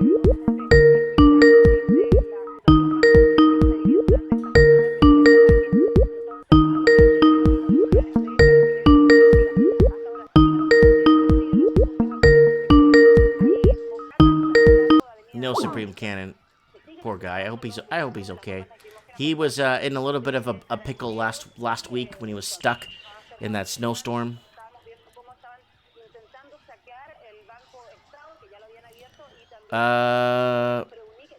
Someone's asking me what channel. This is on Directo 24. Let's go to this channel. Let's see what this channel has going on if they're live right now. Be nice to see what these guys have going on right now. Oh, here we go. Live right now. Riots are still going on. Hold on. There's a guy with a hat talking. Let's see what he's saying here. A la comisaría más cercana a solicitar el salvoconducto respectivo. Toda persona que transgreda lo dispuesto en este bando será detenida y puesta a disposición de los tribunales de justicia. La mayoría de nuestras ciudades, gran parte de nuestras comunas han sido azotadas majority of por our la citizens noche, need ustedes lo to han visto, por vándalos que han causado destrucción are y causing daño destruction a la and propiedad mayhem pública, a la propiedad privada. Han amenazado la integridad de las personas. and integrating Una cosa other people es into disentir de this ideas, una cosa es tener problemas que siempre that's los causing hay y major tenemos que problems, and enfrentarlos it's y solucionarlos, symbolizing, como lo ha dicho el presidente Sebastián Piñera. Otra like our muy president distinta es said, destrozar inmuebles, esquemar edificios, and es they're atentar destroying contra la vida furniture humana. and Eso no lo podemos offices, permitir. Eso no es civilizado. Eso and no this es is not propio civilized, de lo que nosotros queremos construir y legar a nuestros hijos. and this Así is que not the way to esperamos set an que example for our entremos children. en razón, que pasemos este minuto duro que estamos viviendo en la región y en el país, tal como lo ha señalado el presidente. Acuerdos podemos lograr, siempre nos podemos sentar a conversar, por distintas que sean We need nuestras to sit ideas. down and Pero la converse with solución one de los another. problemas nunca es con la violencia del modo en que lo hemos visto This en el is día de hoy en nuestra violence, an accelerated violence we didn't expect. Sí, recordar también que a las 12:43 en la conferencia de prensa que dio el ministro So there it del is in Interior, Chile, también, huge. Now they got the military here. Here's the military convoy coming in here. This is live right now. Último Minuto coming from us from Último Minuto in Buenos Aires. So not Buenos Aires, in Santiago de Chile, in the downtown. Rioters have taken over central key points of the city from what we're seeing here. Así es, desde la comuna de Conchalí. Francisco, te escuchamos. ¿Qué está sucediendo? So it looks like a lot of rioters have gone home, I guess. But some of the images we had earlier were oh my God, they were throwing office chairs at vehicles. Como ustedes pueden ver, hay presencia policial acá, puesto que sus rejas fueron violentadas hace algunos minutos. Hay evidentes señas de que dentro del local hay daños aún mayores. Presumimos que este lugar They broke into this place. It looks like a food place. Mayore? What is this? Personas que llegaron a este lugar, pero el contacto lo they looted this place. Para comentarles una situación aún más grave que se está desarrollando a esta hora en la intersección de Dorsal con Guanaco, donde hay un supermercado Unimark. It's a supermarket. It's a chain down there in Chile, and they went in and friggin'. Ese supermercado se encuentra sin ningún resguardo policial, incluso en el tránsito que pudimos hacer por ese lugar. No police out there at the moment. Vehículos a la playa de estacionamientos de este supermercado para comenzar a cargarlos con las cosas que estaban sacando desde dentro. Nosotros vimos al menos unas 20 a 30 personas. So we got some serious looting here, guys, in Santiago de Chile.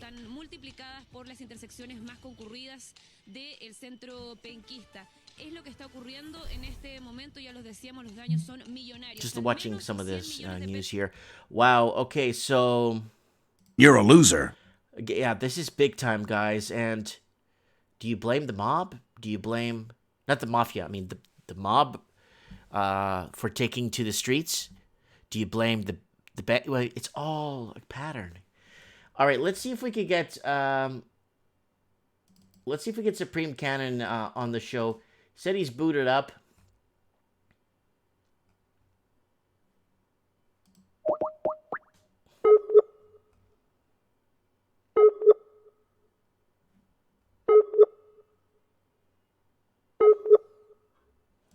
Pesos en daños acá, solo en Concepción, en la Plaza Independencia.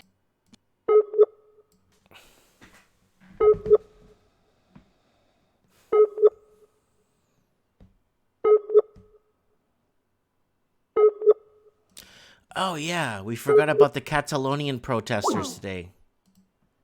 There's the Mexican firing squad, police firing at drug lords.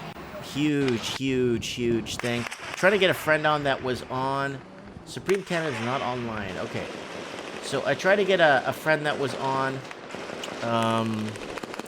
a couple of blocks from when this took place today, when they were shooting at narcos in Culiacan. Okay, let's see. Catalonia riots.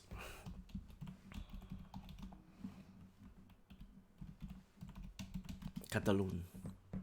Here it is. Ooh, 500,000 protests. March in Barcelona. Hundreds clash with police. Here we go, guys. More,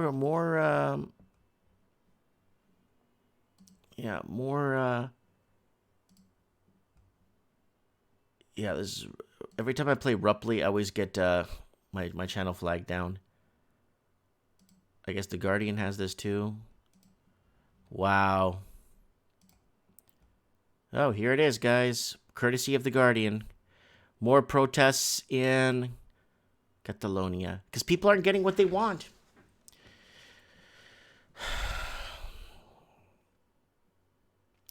Separatists are being jailed. Well, what happened to democracy? Let the people make the choice. What happened to that?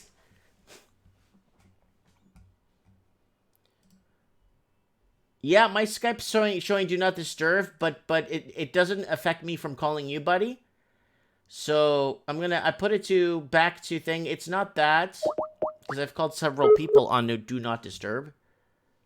Yeah, I'm not getting a connection to Supreme Cannon. I'm just getting this sonar beep.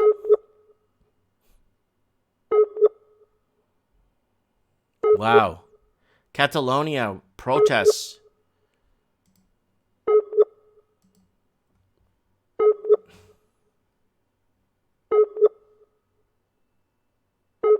Yeah, we can't get we can't get Supreme. I can't even send him. There we go.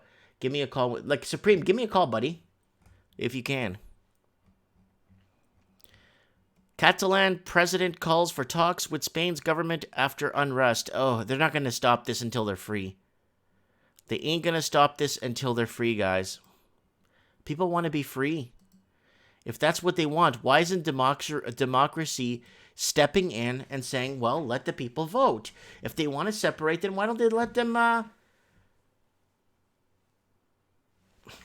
Patrick O'Shea says, have you been following the Catalonia on Twitter?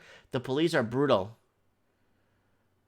No, I've been actually following more the Hong Kong protests here because I'm concerned about Hong Kong as the financial capital of Asia, and that is more of an economic turbulation that might trigger or usher in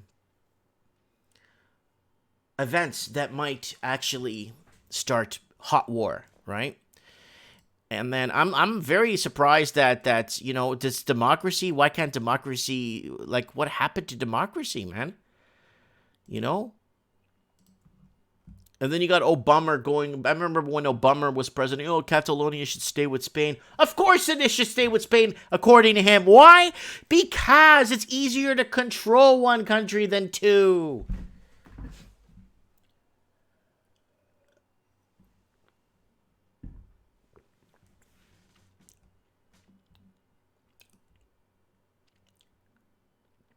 Yeah, Poland might be next too, because Poland is not agreeing with what's happening with the rest of Europe. Let me see if I can call Supreme Cannon.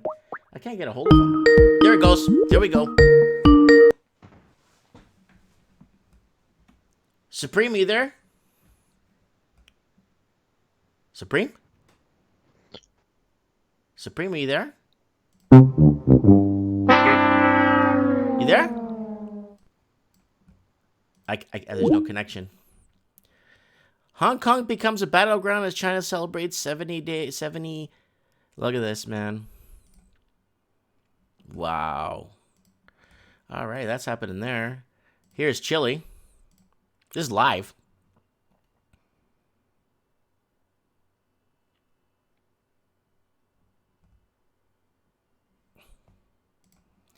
And let's move over to Beirut, Lebanon, sending in the military. Here they are in Beirut, the capital. And there have been huge protests and civil unrest and burning of vehicles that they had to send in the military.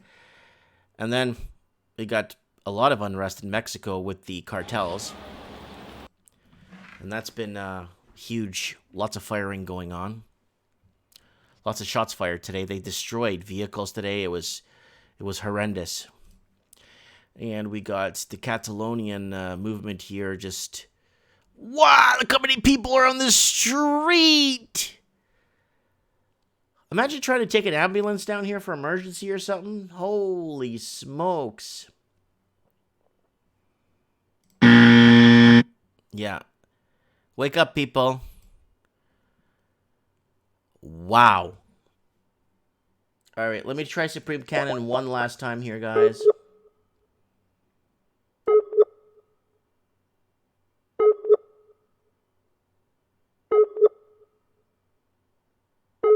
No connection. Usually when you hear this sonar thing, it's looking to connect. See, it's trying to connect to Supreme Canon. Yeah, he's got no internet today. His internet has been rolling blackouts here for internet. Danman Slacker says, because Catalonia is Spain's cash cow, they pay more and get less from the central government than the rest of Spain. That is very true. Catalonia has some of the best ports of import and also has some of the highest levels of tourism in Catalonia. They have their own flag and they have their own dialect of language, right? Yeah. So, wow, Catalonia, really. Si se puede. Si se puede. Si se puede. There they are with their votes in 2017. And they voted for, and this puppet saying, oh, this is, basically an insult to Spanish democracy and blah, blah, blah. No. States, provinces should be able to secede because that's our democratic right. It's their democratic right. If they feel they're getting the short end of the stick, then what? So democracy works one way, and then you get a president in the United States that the globalists don't like. So what do? They start changing the rules on him. What kind of democracy is that? That's a bunch of garbage. Like what's his name? James Earl Jones would say, I'm King Joffrey Joffer, ruler of Zamunda. That's what he would say. And that's what it is. We don't know. It's a big mystery, you know? Yes, I suppose I have. Yeah. So that's from James Earl Jones. I'm King Joffrey Joffer, ruler of Zamunda. Mm-hmm. So, Supreme Canon, anyone else want to call on the show? Patrick O'Shea, you want to call on the show, buddy? Are you awake? Are you in Ireland? There's a Patrick O'Shea that watches this from Dublin. I wonder if it's him. And I'm just at awe with this. Look at this, guys. Catalonian protests. We know this has been going on for a while, but why can't they just give them their country? Why can't they just allow them to live in you know?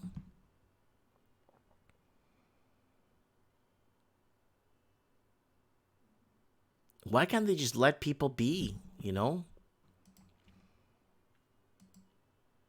Yeah, Mexico here.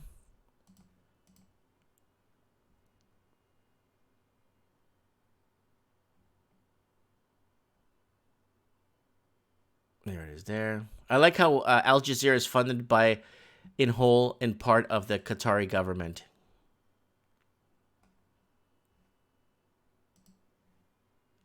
Lebanon. Here's Chile. I can't believe this is happening in Chile, man.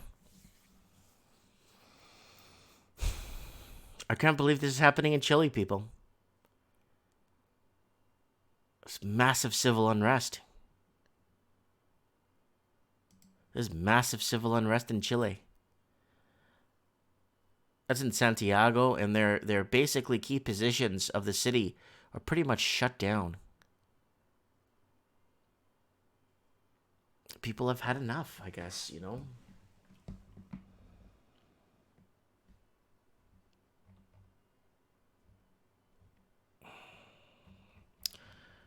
Oh, they're painting lines on the street. What are they doing?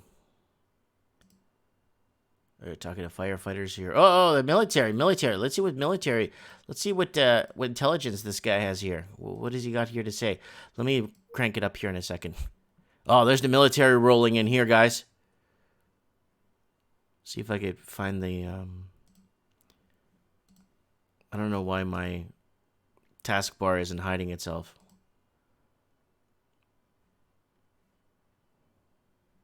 Can't get to the volume on this now. What the heck is wrong with you?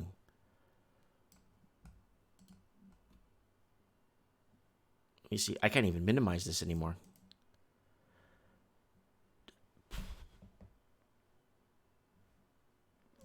Come on, taskbar. I'm going to have to close it like this. There we go. Más los que han Let me comentado get también that nuestros compañeros, military-looking van guy on here. alrededor de 30, 31, solamente en la región metropolitana. Vamos a estar viendo cuál es el resultado del trabajo también de carabineros, porque en otras zonas del país ya nuestros compañeros han reportado también detenciones en medio de saqueos, en medio de robos. Sí, ahora volvemos. Sí, nos vamos a Santiago con Anuar Farrán, que se encuentra en Colina con más información. Anuar, te escuchamos. ¿Qué tal? ¿Cómo están todos ustedes? Bueno, continuamos tomando el pulso a esta jornada, de manifestaciones, a esta jornada de violencia que se ha registrado en diversos puntos, del país y de la capital. La cámara de Juan Pablo Muñoz. So they're in the Capitol here. Let's see what this military guy has to say. Hold on, let me just hear what he has to say. Ocurrió hace unas 4 horas acá, básicamente. Military has been there for about 4 hours. La gobernación provincial acá en Colina, que resultó, con los daños que ustedes pueden apreciar. Esto comenzó a registrarse acá aproximadamente. And people started retreating from this area here. Intensos enfrentamientos, intense confrontations. Acá. Esto en Colina, donde también hubo intentos, derechamente hubo saqueos en un supermercado que se encuentra a tan solo 2 supermarkets looted here. De acá. Este es el edificio de la gobernación que estamos. That's the governor's office there. Estamos justamente acá también con el capitán Eduardo Ábalos, que nos va a contar un poco lo que ocurrió. Capitán, si nos pudiera manifestar un poco. Okay, here's a captain here. Acá en Colina, básicamente que nos cuente lo ocurrido. Buenas noches. Buenas noches, soy el capitán Eduardo Ábalos Galano de la Brigada de Operaciones Especiales del Ejército de Chile. Aproximadamente a las 19:30, el pelotón que estaba... Is his regiment... que tenía la misión de salir a resguardar el orden público. They had a vision to in place, or something in place to organize the public. Se activó, en el cual nosotros llegamos y todo lo que es el perímetro de la plaza fue cercado para mantener el orden y mantener a la... So they cleared out that plaza and then they set up orders. A la gente contenida, digamos. Contenida. The people backed down. Y posterior a eso llegaron los bomberos. Then the firefighters came. Apagaron el incendio y put out a few fires. Aproximadamente hasta las 21:40, en el cual ya empezó a disminuir la cantidad de gente que estaba en la calle. And from 20 to 40 minutes later, people started, I guess, the amount of people on the street started to dissipate. Se expresaron de forma pacífica, no había no están causando tanto destrozos, por lo menos en la parte que nos toca a nosotros. Wow. So people aren't backing down, according to him. People are not backing down in Chile. People are not backing down. Now, look, they're setting up checkpoints to protect you guys in Chile now. Wow, look at looting. They bought a microwave ovens, a blender. Wow, the place is just burning. Wow. Ukraine is second time around, someone says. We're in a global recession now, for sure. Oh, yeah, first Hong Kong, now this. Oh, yeah, it's getting so... Okay, here we go. Hong Kong. We had Evan on the show earlier today giving us a download of what's happening here. If you missed the beginning of the show, go back to the beginning, guys. It's a really good start to the show. Then we got people taking big screen TVs here in Santiago de Chile here. And then we got Lebanon, Beirut here. And this guy's talking about me here, watch. People took the streets. Mike Martin's channel is not funny. Mike Martin's channel is a channel that nobody likes. Mike Martin's not even funny. And if you're watching the Mike Martin's channel, you don't even know what the heck he's talking about because he can't even read. Mike Martins knows nothing. And then you got shootings, this massive, huge bombardment there in Mexico with the cartel versus the police. And then you got the Catalonian Million Man March. What is this? How many people here? I don't know, there's like quite a few people there. And then you know what? You go to the whole news, like other news sources that are actually against this whole thing would say, yeah, 7 people took to the streets today in a protest for Catalonia. It was only 7 people. But then you look at like in Brazil, they were saying, yeah, there's about 9 people on the streets rioting today, so don't leave your homes. And you see like 1 million people on the street. Woo! All right, let's see if we can get Supreme Cannon. Let's see if we can get him back. I reset my Skype. I'm having issues getting Supreme Cannon on the show. Let's see if I could give him a call. He's not calling me, so he's probably having issues on his end. Yeah, we ain't connecting. There it goes. Hello, Supreme, you there? Hello? Oh, man. Hello? Yeah, his connection is too weak. Please try again later. So his connection is weak.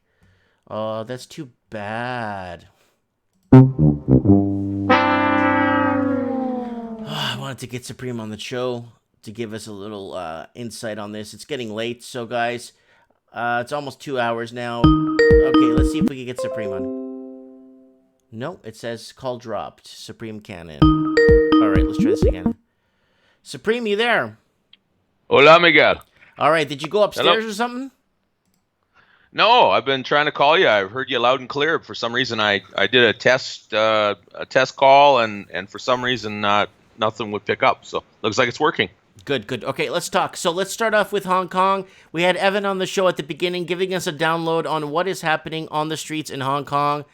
And let me tell you, dude, I'm not liking this. This is pretty big. This is huge.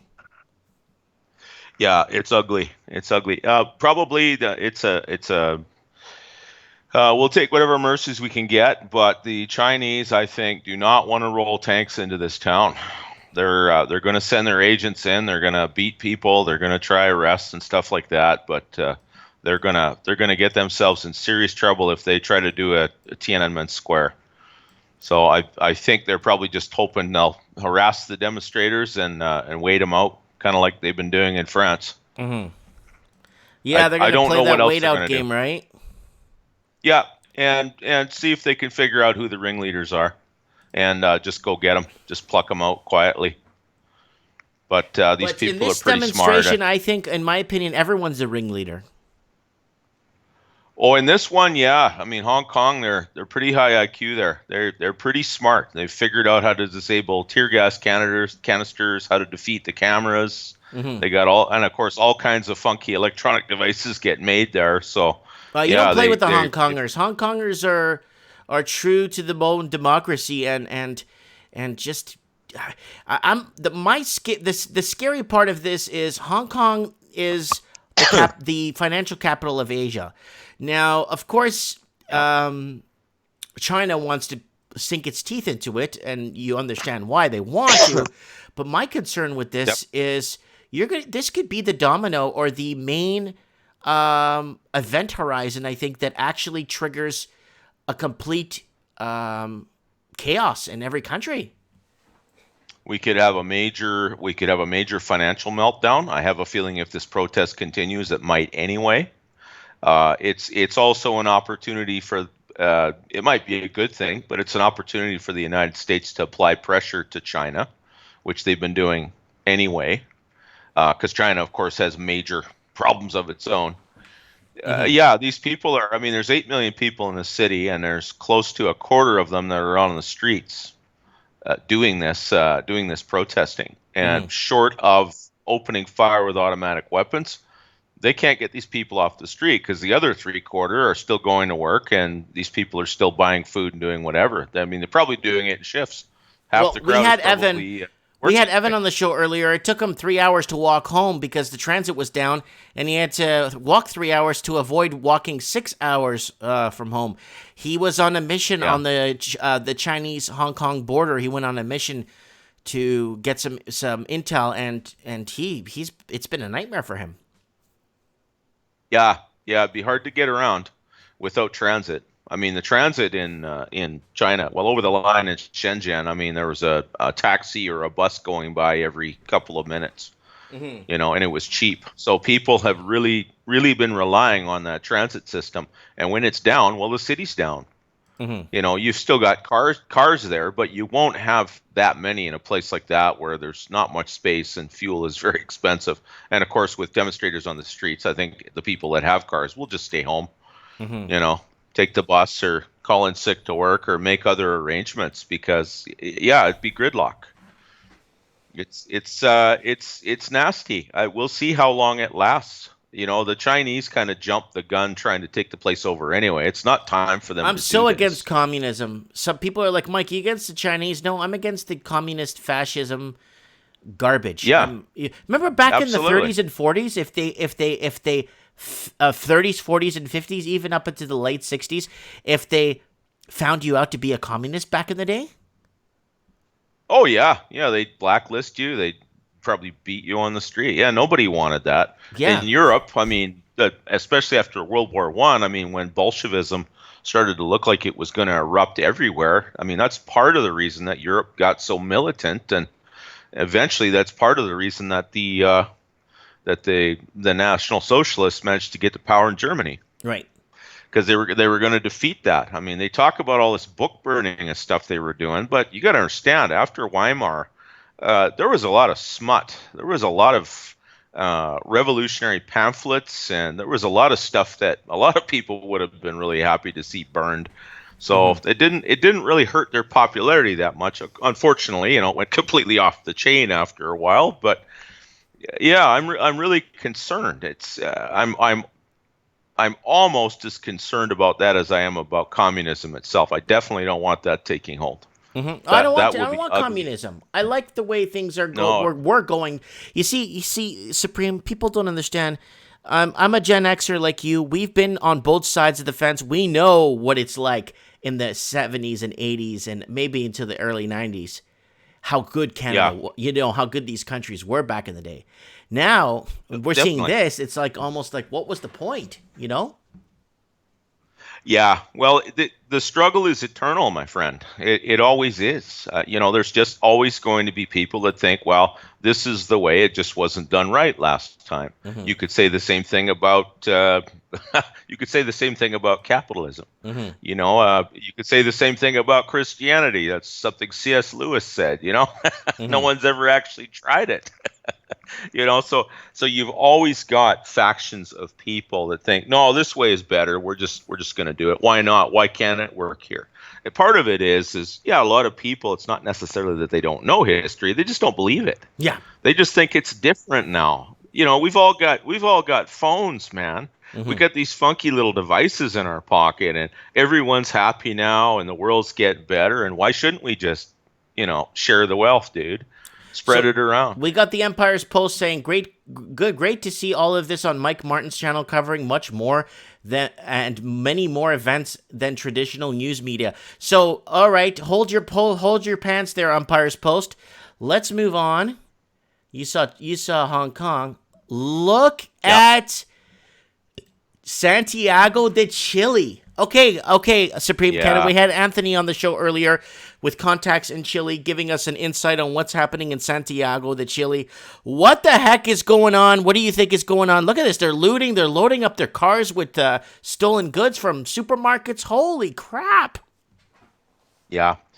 Well, obviously the good people of Santiago's nerves are stretched singing tight, because apparently this all erupted over a transit fee increase. Yeah, it happened in Brazil too. 2 years ago in Brazil, it was a transit fee increase. Yeah. Now some people, okay, they're just of the mind that they should be getting everything for free anyway. Okay, people like that you can count on to go out in the street and loot. You know, people that are breaking store windows, they're not good people. Right? The good people might be waving signs and protesting or doing something else, but anybody looking at it for an excuse to go and burn cars and loot is, you know, it's like the New York blackouts in the 70s, right? The same thing happened there. It's it leaves an opening for every rabble rouser to go out and cause some trouble. But it probably started because, the average working person, the people who actually pay the taxes and actually try to run these businesses, their nerves are stretched singing tight. There's always corruption. You've got the class warfare there that you have everywhere in the world, including here, and nothing being done about it. And the people. Hello? Supreme, you there? Supreme? Supreme? Hello? Looks like we lost Supreme Cannon again. Yeah, he's got a poor connection on his end. Let me see here real quick. This is footage, guys, you're seeing from Santiago de Chile. It's Chile right now. We covered Hong Kong. This is Chile. Let's see if we can get Supreme Cannon back on the show here.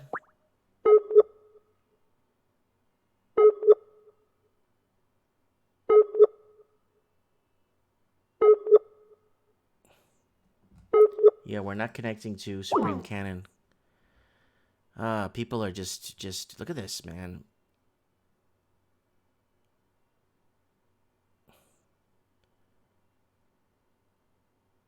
Oh, it's firing tear gas.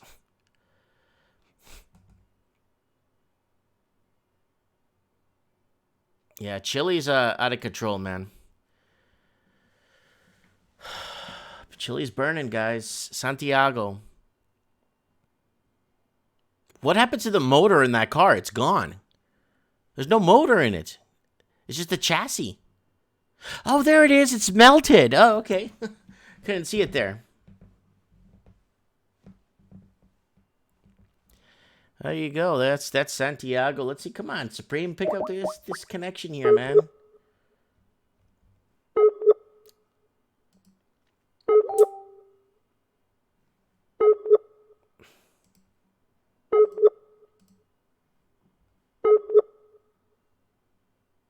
We have Andrew Baker messaging me here on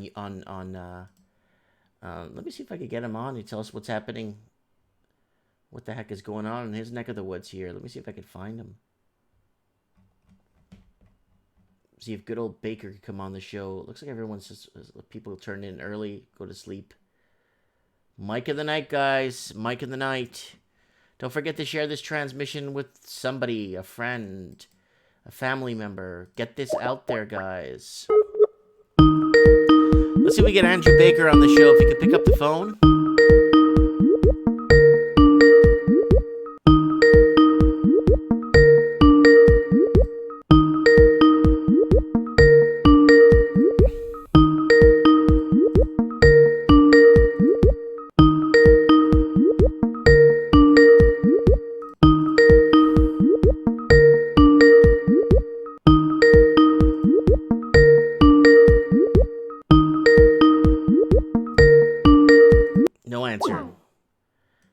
He's probably busy. Wow. Catalonia, man. There's riots everywhere, man. And they took over Barcelona's airport, too. Barcelona.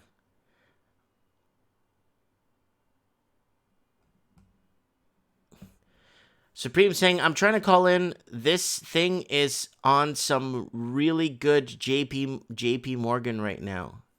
Oh, yeah, JP Morgan. Yeah. We got to get Lord Humongous in there. He said he's going to go into a JP Morgan location and buy a kilo. Wow. Yeah, the world is, and okay, let's go back to the other two-part of the show. Again, let's go back to skyrocketing vegetable prices pinches common man's pocket. Food for thought, primary schools install socketed fridges to feed hungry pupils with free food. Wow. Wow. China grapples with stagflation and the price of food is going up. Price of housing went up 10%, close to 10%. Since June, and food is also A big problem to maintain social stability and real consumer spending. And prices from factory goods are making a grounding down as China's massive debt burden, which is concentrated in industry, harder to deal with. And it's hitting their food sector. There's a lot of people to fuel. There's lots of fuel. That red dragon, the Chinese red dragon, needs a lot of fuel. Pork prices push up inflation, and this is huge. Pork up 11% in some countries, 19.7% in other countries, and 1.7% in, where was this? Somewhere else in Indonesia. But you're seeing different huge percentage prices going up in pork. And spikes in, this is from yesterday, spikes in onion prices is becoming another massive issue. And we could get rid of that one. And this is the daily. So I'm going to allow them, I'm going to unblock them here, and I'm going to refresh. This is actually a pretty big one from the daily. Campus food pantry pilot to hit among graduate students. So there's graduate students that cannot afford to eat. And it's becoming a huge issue. And campus graduates in different programs is, taking different programs and stuff, completing their courses and stuff, are having a tough time to eat or secure food. Truth Park is on, saying, before I go, I just want to say really great guests and content, which is very sad.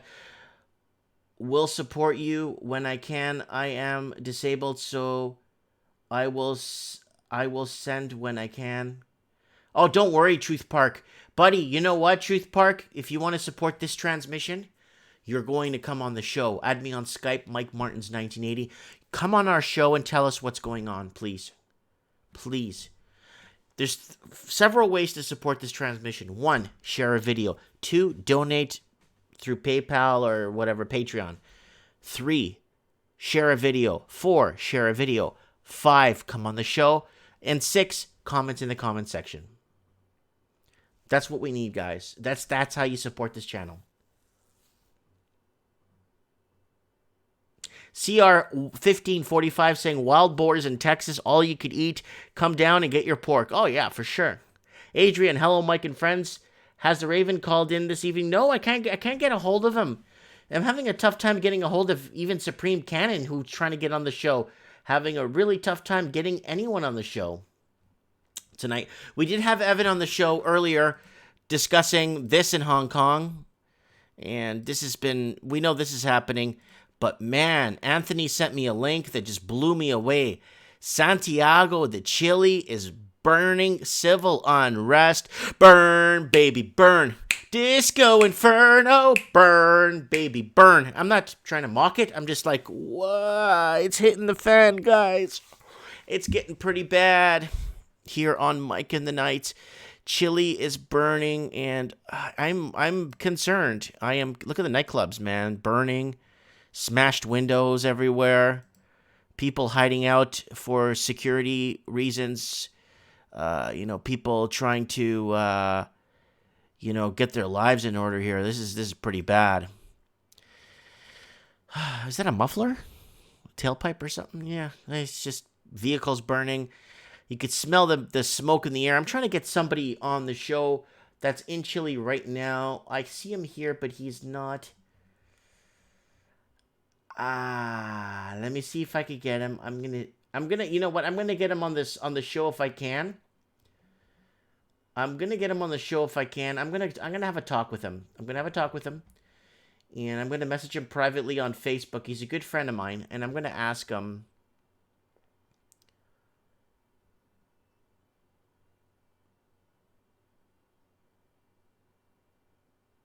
Yeah. Yeah, I'm going to try and get Supreme Cannon on the phone again. I'm going to try one last time, guys. Because I just can't get him on the phone. I can't get him. All right, it's ringing.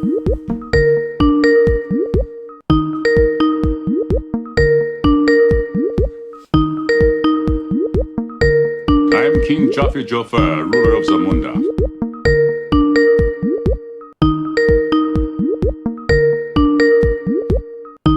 Okay, Supreme, if you can call me back, it looks like you got a connection now.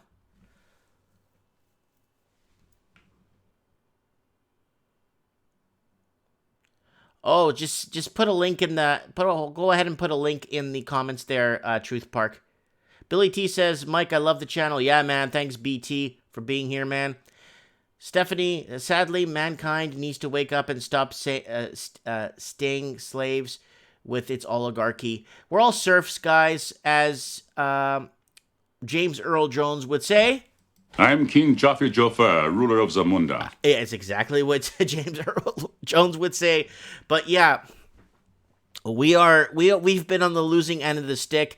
Like I said earlier to Supreme Cannon. Okay, Supreme Cannon's back. Supreme. Hey, buddy, how you doing? Why don't you go up on your roof? Yeah, maybe I should. I live in a basement suite. It's kind of like the Fuhrer bunker down here, so maybe that's got something to do with it, yeah. Yeah. All right. Okay, so we discussed Hong Kong and what's happening with Hong Kong. Yeah. And now we're over with Chile. We're over to Chile now. And yeah, they started this whole mess because the rise in transit prices. Yeah, that's right. And then you went on to say something, and what was that? Oh, well, it would have been a combination of things over the years. I mean, just raising transit fees shouldn't do something like that. This is just the straw that broke the camel's back. Obviously, I mean, it's the same thing as happened in France, right? Like it was just going to be an increase in the price of diesel or something like that. You know, the governments are broke. They need money. They've made too many promises over the years. There's no money to pay for them. They're all living on printing more and more debt. And so they got to raise taxes. And nobody wants to give up anything. I mean, not all the protesters in France are about nationalism and freedom. A lot of it is because they're probably getting benefits cut and they're mad about it, but they don't understand that, governments are broke. There's no money. So what do they do with all the pensions? Because they cut back a lot of pensions in a lot of big companies here, and they've been misusing funds in pensions and stuff. And I was translating a bit here what they were saying in some of these. I got this military guy saying that they've got everything under control, and then you got the protesters saying that we don't have money for food. It's like, how do you have things under control when people can't eat? And if people can't eat, they just end up fighting back when they got nothing to lose. Yeah. In a lot of cases, it's not even necessarily that they're starving yet. It's just like you're getting to the point where the things that you were planning on doing with your life keep moving further and further away. You know, like you're getting further and further away from the kind of life that you wanted to have, or that maybe even your parents and grandparents had. I mean, the same thing's happening in Canada. And nobody cares. Nobody's doing anything about it. It doesn't matter who you vote for. It always just seems to go in one direction. And sometimes you got to get out in the street and get mad, and right? Like there's a lot of rage there. And the reason why we're bringing this up and we're talking about this tonight on Mike in the Night is because civil unrest and we'll get to the people in the first world countries, if you want to call them that, can't even afford to buy food. We'll get to that in a sec. But hold on. Me and Supreme are talking about this because we're both Gen Xers, and we saw the other side of the tunnel. We know what's on the other side. We've been there during the heydays of Canada, right? Now we're seeing everything just go to crap, and it's going so fast. In the last 3 years, I've seen more change in 3 years than we've seen in the last 100. What do you think, Supreme? Yeah, it's accelerating, and it's not accelerating in a good direction. But I have a feeling that the acceleration was already kind of underway in the 80s and 90s.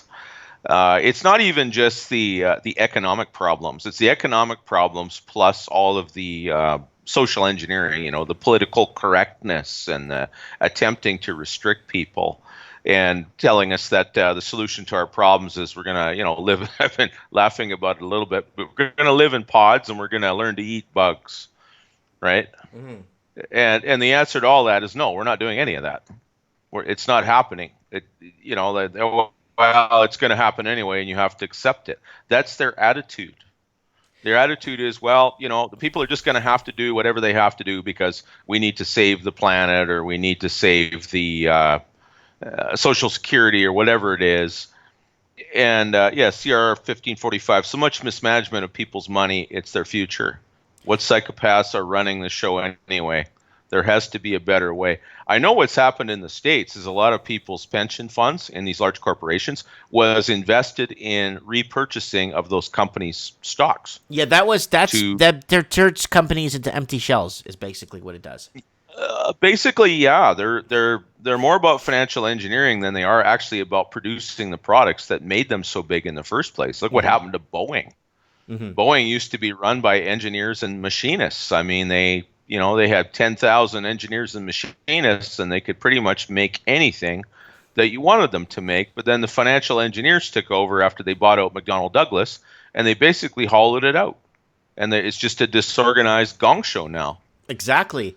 Guys, these images you're viewing here on the screen is Santiago de Chile, and huge mass civil unrest on the streets, guys, if you're watching. And the military has been called in to settle down a lot of the protesters. Here they are rolling into the streets here in Santiago, in some of the main major streets. I've already translated some of these politicians and what they were saying, and the same song and dance. We need to work together. We can't be doing this and blah blah blah. Well, I like wow, that building's on fire. That entire structure's on fire. Yeah, just smoke just rolling out of it, eh? Yeah. Holy. Yeah. Yeah, Stephanie Rovegno, the little guy has nothing further to take. We're poor getting poorer and now hungry. That's part of it. Yeah. Yeah, like they don't understand that there's the great mass of people are not getting ahead anymore. And people are not, the elites, the people in charge, making the average person's life better is the furthest thing from their mind. They're just completely out of touch. And it's... Go ahead. I was going to say, Chile, basically, everything basically started getting deregulated basically around 2013. They were on the right direction, and then boom, after 2013, it's like they started either deregulating their banking system of some sorts and allowing the politicians to run amok with it, and look what's happened.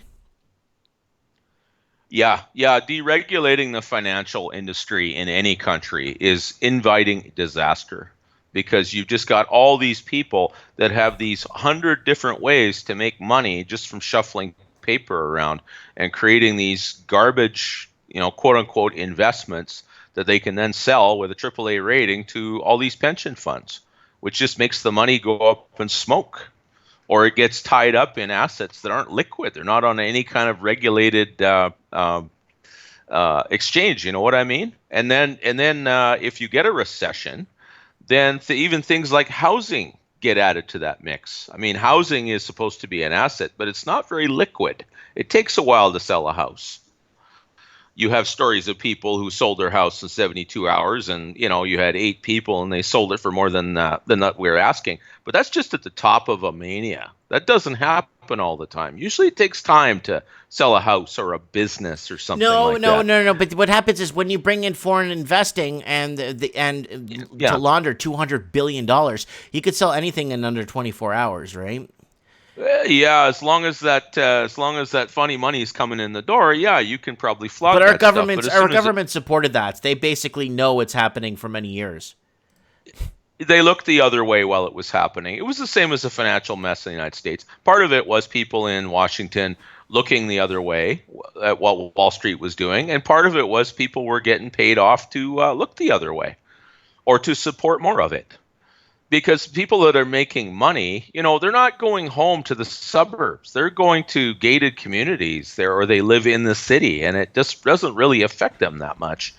So they lose touch. I mean, the same thing happened to the French royal family, right? It happens to a lot of governments. I've said before, and I'd maintain that the reason that Donald Trump is sitting in the White House now is because he actually identified a large mass of people that the concrete bubbles on both coasts and the media had completely forgot existed and didn't care about.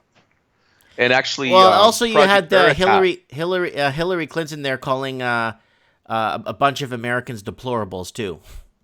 Deplorables, yeah, that's right. She was just basically saying, "Oh, they're just a mob. They're a minority. They're a noisy bunch. They're going to go extinct. Nobody cares about them. They're hateful. They're racist. They're bigots. Xenophobic. blah, blah, blah, blah, freaking blah. But what we were talking about before, there's an outfit called Project Veritas, James O'Keefe. He does a lot of hidden camera interviews. Well, he did one a week or so ago with some CNN producers. I saw that. Yeah. Disgusting.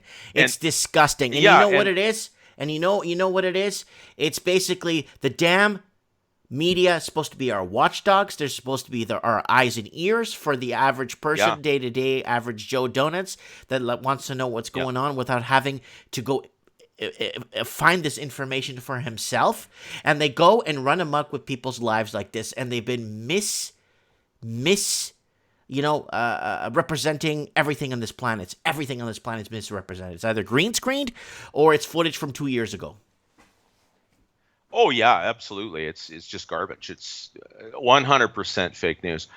It's what one of them said was, a lot of journalists in New York, where most of these outfits are based, or in California, wherever they're based, they don't understand the middle of the country. They don't realize they exist. They don't know anything about them. I've said before, these people, they live in a bubble, and we're not kidding. It's not all conspiracies. It's not all the Council of 13 or the Illuminati. These people are completely disconnected from the people that grow the food, pump the oil, cut the timber, and build the vehicles. They can't relate to them at all. Oh, can I say? Go right ahead. No, go. Yeah. And the problem they have is they're kind of afraid to go out there and see these people because they're afraid they're going to get tarred and feathered. Tarred and feathered is good. Because tarred and feathered back in the day, you didn't play with people's lives back in the day. Now it's easy to manipulate people and their feelings. But let me tell you a quick story about the bridge. Let me tell you the bridge story in a town here in British Columbia. They actually destroyed a bridge, said it wasn't good, that they need to build a more stable, better bridge. The bridge is only I think 70 feet long, right?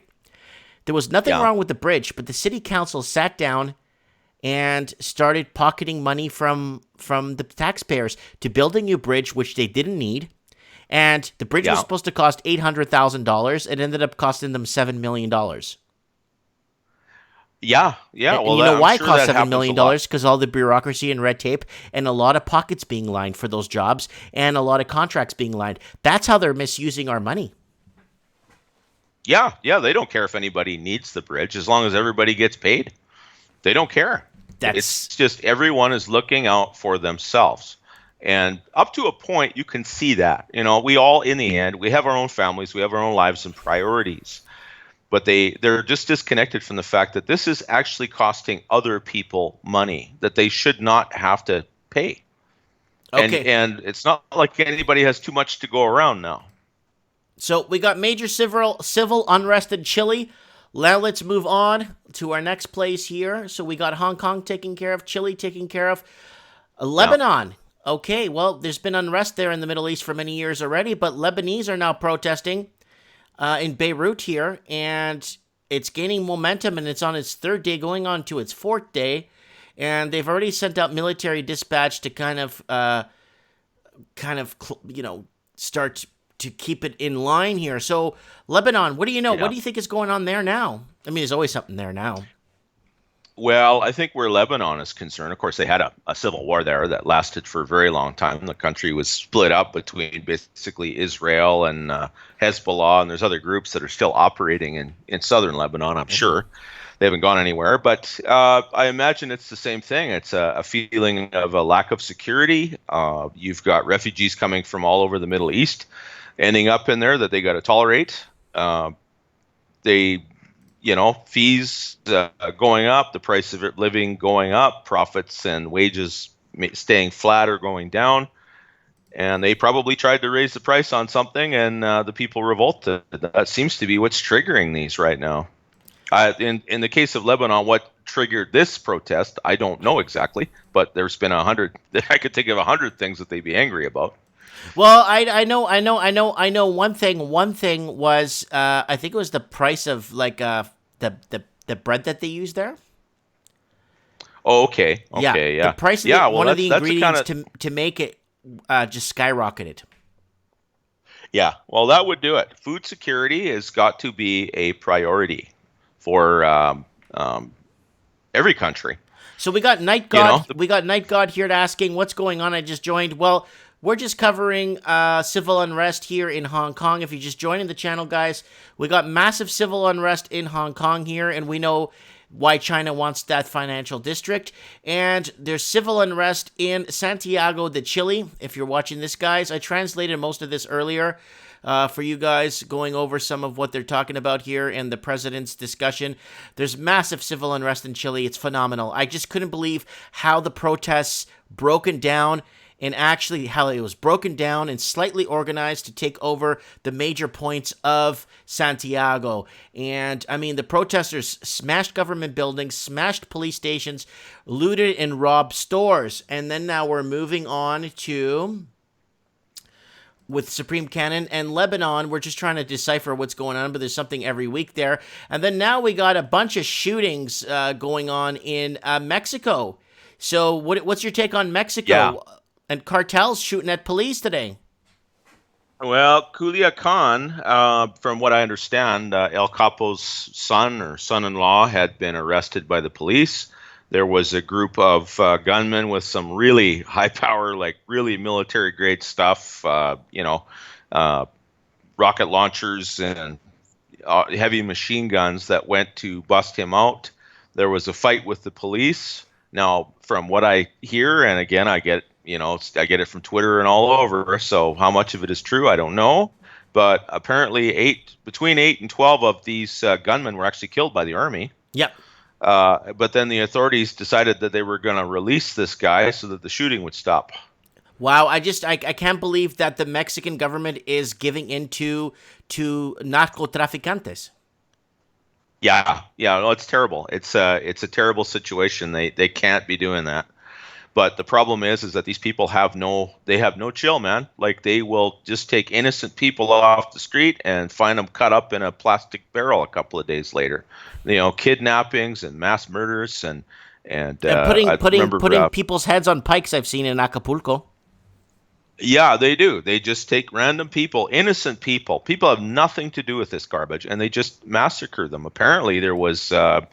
It was 4 or 5 years ago. I was actually in Puerto Vallarta at the time, but in Mexico City, there were a couple of dozen. It's pronounced universities. Puerto Vallarta. Yeah, university. Yeah. Puerto Vallarta. Yeah, okay. I'll get it. University students were protesting. I remember this. Go ahead and tell the people. Yeah, they were. They kidnapped like a couple of dozen university students, and apparently they were all slaughtered. So there were protests in Mexico City over that because nothing was happening. The police, the military, no one was intervening. I think it gets to the point where the police and the army feel they can only do so much against these people, then they just go and start slaughtering the innocent. Mm-hmm. So in this case, they did get some revenge because they wound up killing a bunch of these guys, but in the end, apparently they let El Capo's son go because. So the shooting would stop. He's an El Chapito. El Chapito, yeah. Mm-hmm. It's just savage. It's just absolutely savage. Yeah, fighting. Fighting went on the streets for about 60 minutes of firing. Yeah, it was, and heavy weapons, like nasty business. Steve Stevens, why are they killing civilians? Go after the elites. They're the problem. Well, the elites, for the most part, are probably in bed with the narcotraficantes anyway. Mm-hmm.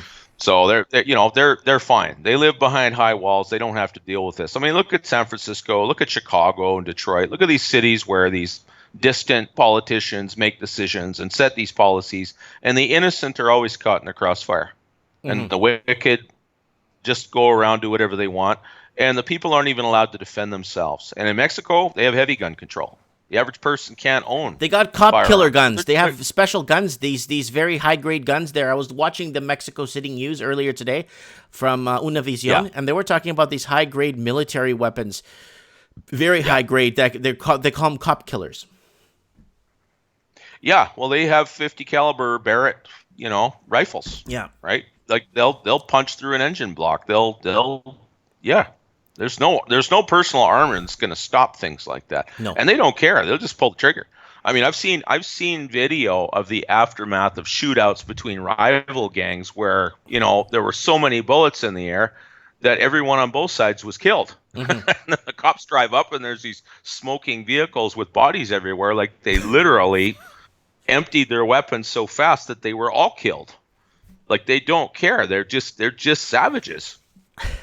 And the people are just not permitted to protect themselves. And you've got a regular parade of politicians and local politicians and journalists that try to report on it and show up dead, you know, like they just take everybody. There's no discrimination at all. The only solution is, I mean, they've got to raise some kind of a militia and they got to go track these people down and slaughter them, every single one of them. But no one's willing to do that. This is intense. You know, like what else are you going to do? This is like leaving me out of breath because this is intense. All right, let's roll over into Catalonia. Protests going into the third day in Catalonia. And again, burning vehicles and a little bit of unrest. Nothing too serious. No broken shops or anything. But they did occupy the Barcelona airport. You see a bunch of people there in the airport right now in Barcelona. And Catalonia. Then what's the purpose of democracy if these people can become independent if they choose to?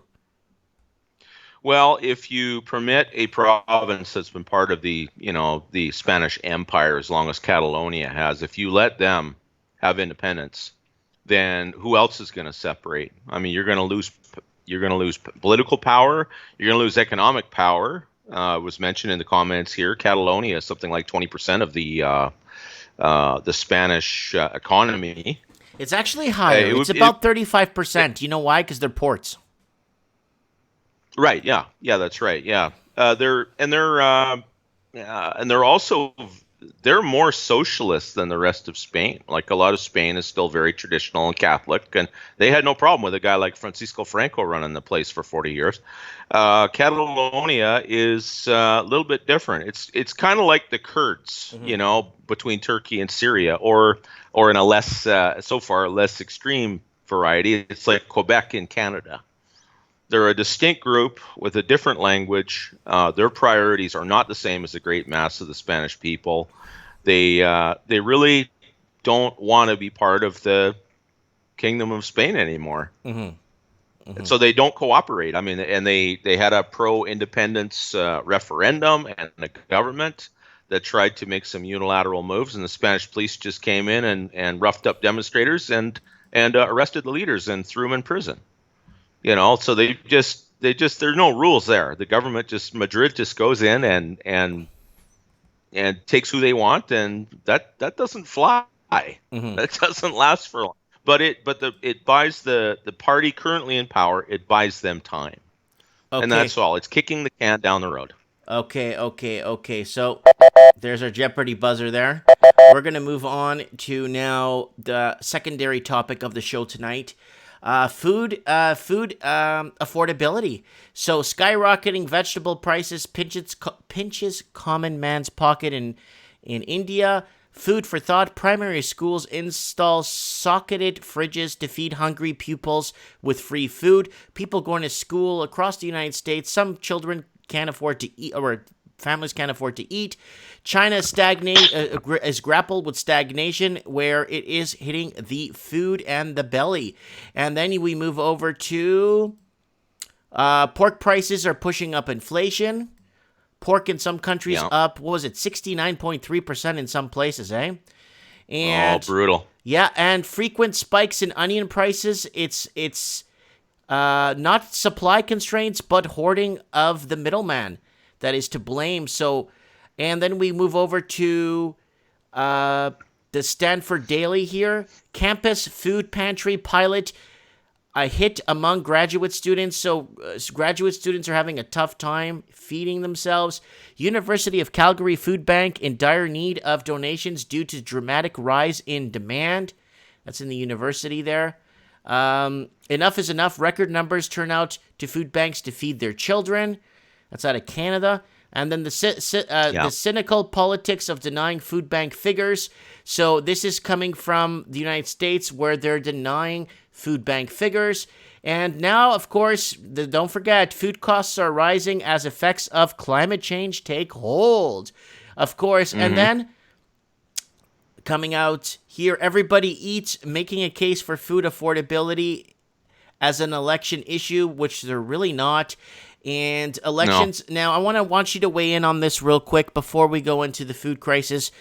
Elections, why are they not bringing in opioid crisis, fentanyl crisis, a homeless crisis, housing affordability crisis, food ability crisis? Why are they talking about federalizing medication, which they're just going to cut back on if they do federalize it?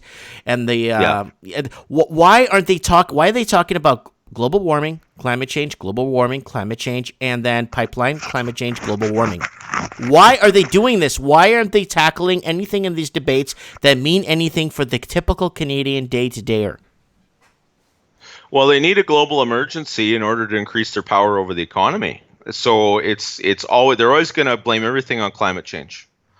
Food costs rise because of climate change. It's got nothing to do with monetary garbage. It's got nothing to do with, for example, one of those things mentioned, middlemen hoarding the crops. All farmers, they sell to wholesalers, right? Who put the wheat in big silos, and they put the pork in big freezers, and they put the eggs in coolers, and they put the vegetables wherever. Obviously, they don't keep forever, but they'll hold them back because if the prices aren't high enough, well, then they can start restricting the amount that they sell. They can create an artificial famine, even though the warehouses are stuffed full of food. It's got nothing to do with climate change. We've had lots of bad harvests, but there's wheat being grown all over the world.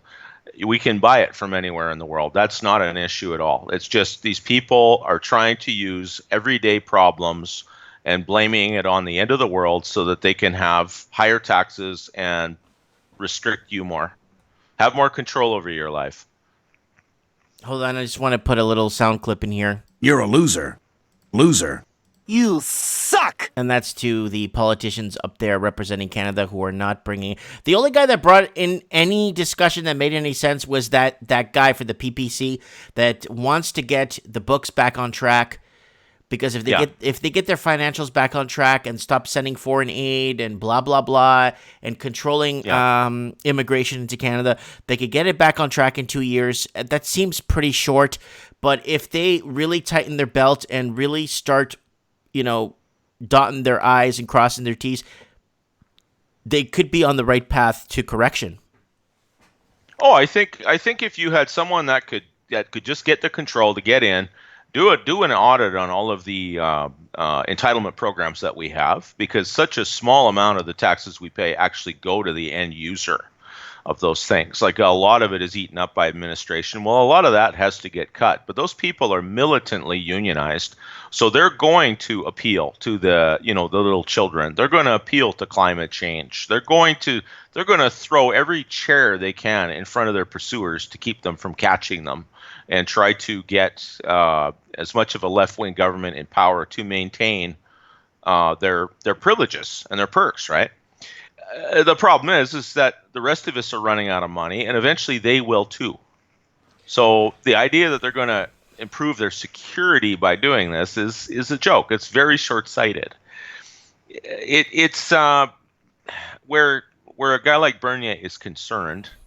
Yeah, I think anybody that had enough of a mandate from the people to balance the books is going to do. There are a lot of things you can do to restore us to financial health. Right, there is. There's proper measures that could be put in place, and frivolous spending is one of them. I got here Crazy Tracy in the comments here from Los Angeles saying that there have been climate change protests in Los Angeles, small scrimmages, small little movements, and they're blaming the rise of the price of food on climate change. That's what Crazy Tracy is telling us. Yeah, well, they're going to blame everything on climate change. That's their mantra right now. It's like Russian collusion. That's the talking point. That's the drum they're going to beat on right now. Every problem in your life is because of climate change. Why don't you stupid people give us the control we need to save the world? Right? They're telling children, we've got 12 years. The world has 12 years left to go, and then it's all over. What kind of psychopaths would tell children things like that? I mean, they even tell their own children this. It's just absolute lunacy.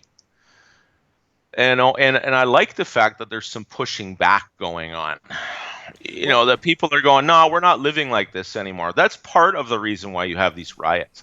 You know, people usually just want to go about their lives, and they'll tolerate a lot of stuff if they think, well, if I just keep my head down, you know, and go about my day, I'll put I'll put some money in the bank, I'll put some food in the fridge, and we'll just get through this, and things will get better eventually.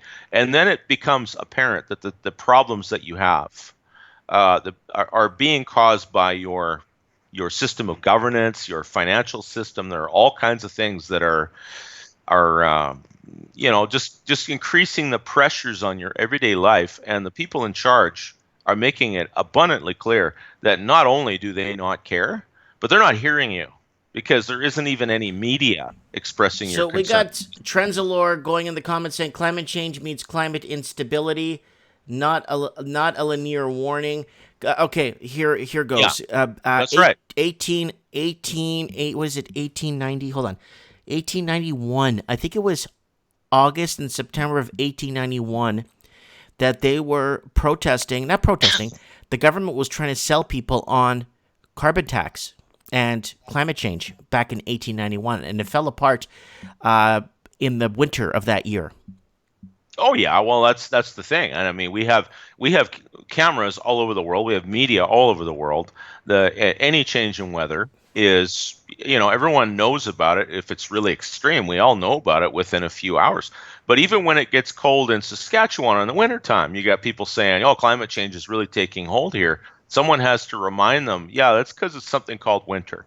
It's just climate does change, but stupid. I mean, it has a lot to do with the sun, the sun's sunspots, and the sun has its own orbit, and we've been through a few mini ice ages. There's nothing human beings could do to fix that.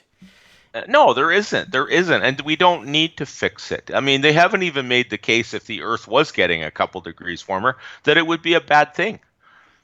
Like they say, if the polar ice caps melt, well, then the cities will be underwater. Well, no, they won't. The ice is floating on top of the water. The polar ice caps actually, especially in the North Pole, increased by, I think it was 7.85% in the last 5 years. And then Al Gore, if you send him more money, because you know why Florida isn't underwater today? Remember Al Gore said at that UN summit meeting back in 2002 or 2003 that Florida will be underwater by 2019? Oh yeah, absolutely. Okay. He said the ice caps would be gone by 2013. He said that about 2005. Why anyone is still listening to these people is beyond me. But Al Gore, I think it's because everyone sent him money, and then to power his mansions and fuel his jet planes. I think if you send enough money to Al Gore, Florida won't be underwater. Well, that's the idea. We'll raise carbon taxes and things will cool down again. Thank God.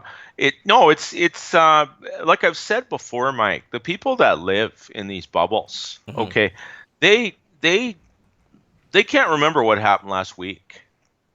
They don't remember, right? The next big scare, comes along, and people are just go from one boogeyman to the next. There's always something. They're always coming up with something, hitting with you some new angle. And they just go out and start telling you, well, your parents aren't listening, so I'm just going to go to you kids and tell you the world's going to end in 12 years if you don't start eating bugs. Well, we got Zombie Apocalypse Gary. Scare everybody. Yeah, well, Zombie Apocalypse Gary in the comments pretty much hit the nail on the head. Even if food is grown locally, it is expensive because prices are based on commodity prices that are set on the stock market that are being driven up by cheap money. Thank you, Zombie Apocalypse Gary, for that comment. Yeah, he's absolutely right. The price of just about everything in your daily life has no relationship to actual supply and demand anymore. It's just gone completely unreal. Like, there's just nothing. Why is a house $500,000 in a town with no jobs? Why is oil $52 when the whole world depends on it and the incredible amount of energy it takes to get it out of the ground? Why have wages not going up if the economy is absolutely booming the way it is? Why are wages not going up? Or if the wages aren't going up because we've got more people coming into the country, well, then why do we have more people coming into the country? It's pretty obvious that, you could ask these questions, but who do you ask the question to? If you ask I know who to ask the question to. Hold on. I am King Joffrey Joffer, ruler of Zamunda. There you go, James Earl Jones. I am King Joffrey James Earl Joffer. Jones. Yeah. So okay, yeah. Yeah, I showed people the riots there. It's Chile. Chile's burning, and Argentina is on the skids right now, headed towards that. Yeah. Venezuela's finished. Venezuela's finished. Mexico, their government can't even protect themselves against the cartel. You got oh god, it's just creeping up the Americas. It's creeping up north, and it's gonna be anyways, Supreme. I want to impart a word of encouragement to you. Okay, the reason that people are doing this is because they are angry and they're getting out there to send a message to their politicians and to the people that govern them that they're not doing a good job, and in fact they suck. Mm-hmm. Okay, that's good. Someone needs to do that. People in Hong Kong are showing the world that first of all, China breaks deals because they're not supposed to be going into Hong Kong. That wasn't supposed to happen for another couple decades. Mm-hmm. And in this particular case, Hong Kong is a third rail for China. If they just sent the tanks in, their entire supply chain would grind to a halt. Yes. They already have, as you said, a 69% increase in the price of pork. That's because of their mismanagement of their own pork supply. Something like half to 2/3 of their entire herd, national swine herd, was killed by some kind of flu, and they had to be destroyed. So they've done a terrible job of managing their economy to begin with. It's still basically a command economy. Any central bank run economy is centrally controlled. You might have your own business, but the cost of money is controlled by somebody else. But Mexico is like the fourth or fifth biggest economy in the world. It's actually got a fairly large middle class. It's got a lot of problems. Mm-hmm. People there have all been crazy. I mean, before the Spanish came, Mexico City was surrounded by a wall of skulls around their pyramid, like things that are better in a lot of ways in a place like that. And not everyone is living in fear of the cartels coming and taking their children. Okay. Same with Venezuela. Yeah, you got a lot of suffering there. But these people think the solution to socialism that's left them starving is even more socialism. Okay, they're not real bright. They need to learn. And unfortunately, like most of these places, they're not allowed to have guns, so they can't protect themselves. So yeah, the army runs roughshod over them. Yeah. Where Chile is concerned, it's going to be something similar. But there again, you've got your classic Latin American corruption.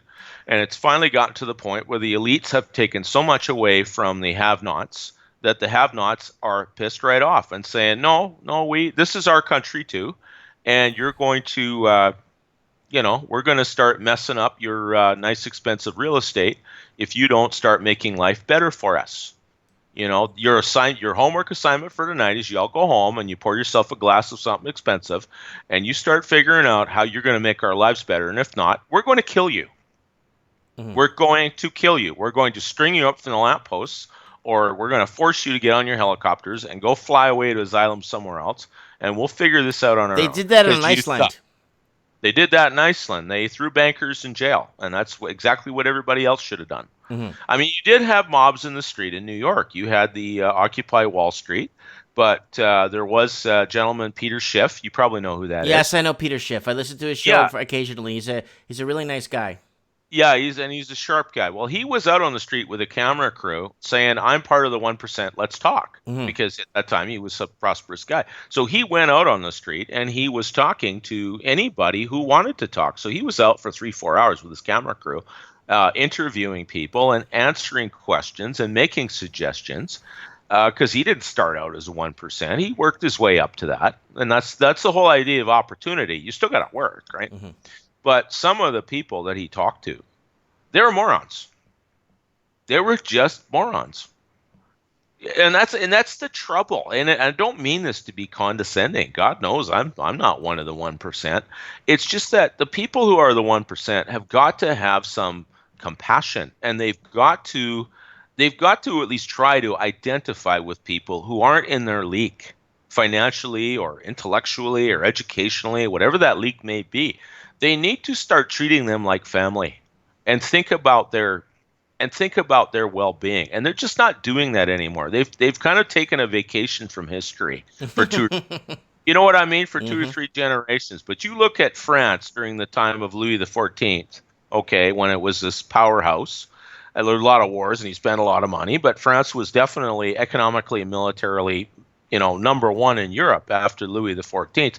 Well, by the time you got to Louis XVI, they spent all their time doing the equivalent of, hookers and blow, right? Like they just spent all their time living in debauchery, riding down the peasants, ignoring people.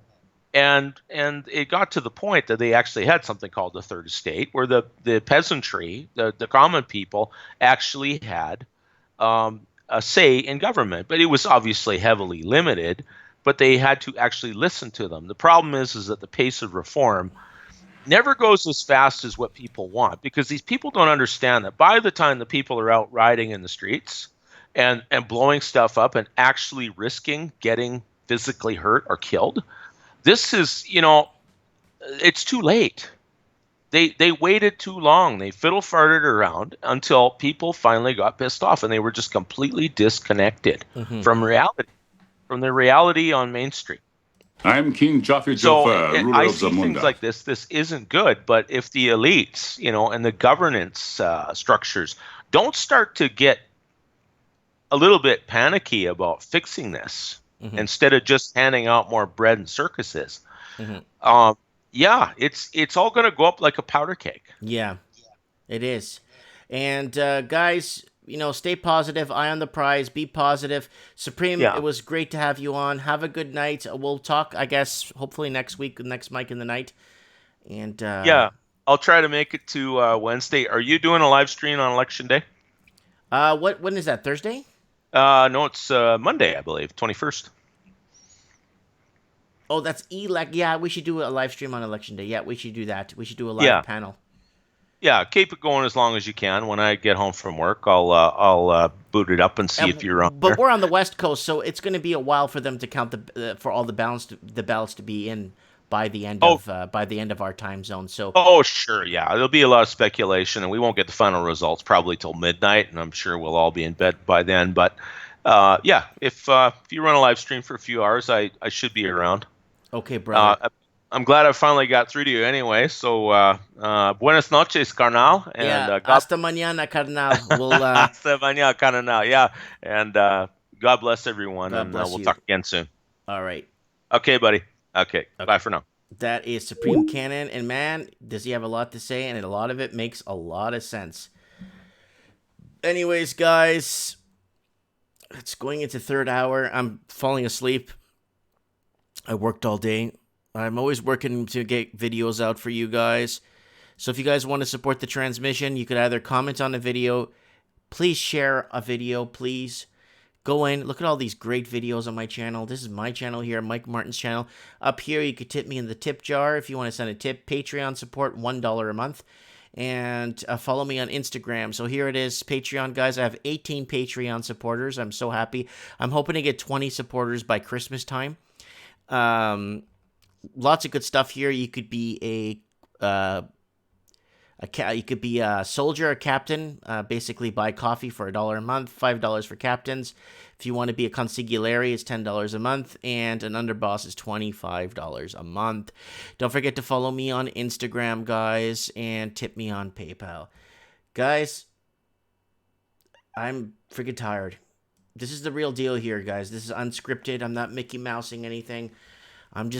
We're just hearing what's going on, and we're gonna have some election day. I thought it fell on I don't know why. So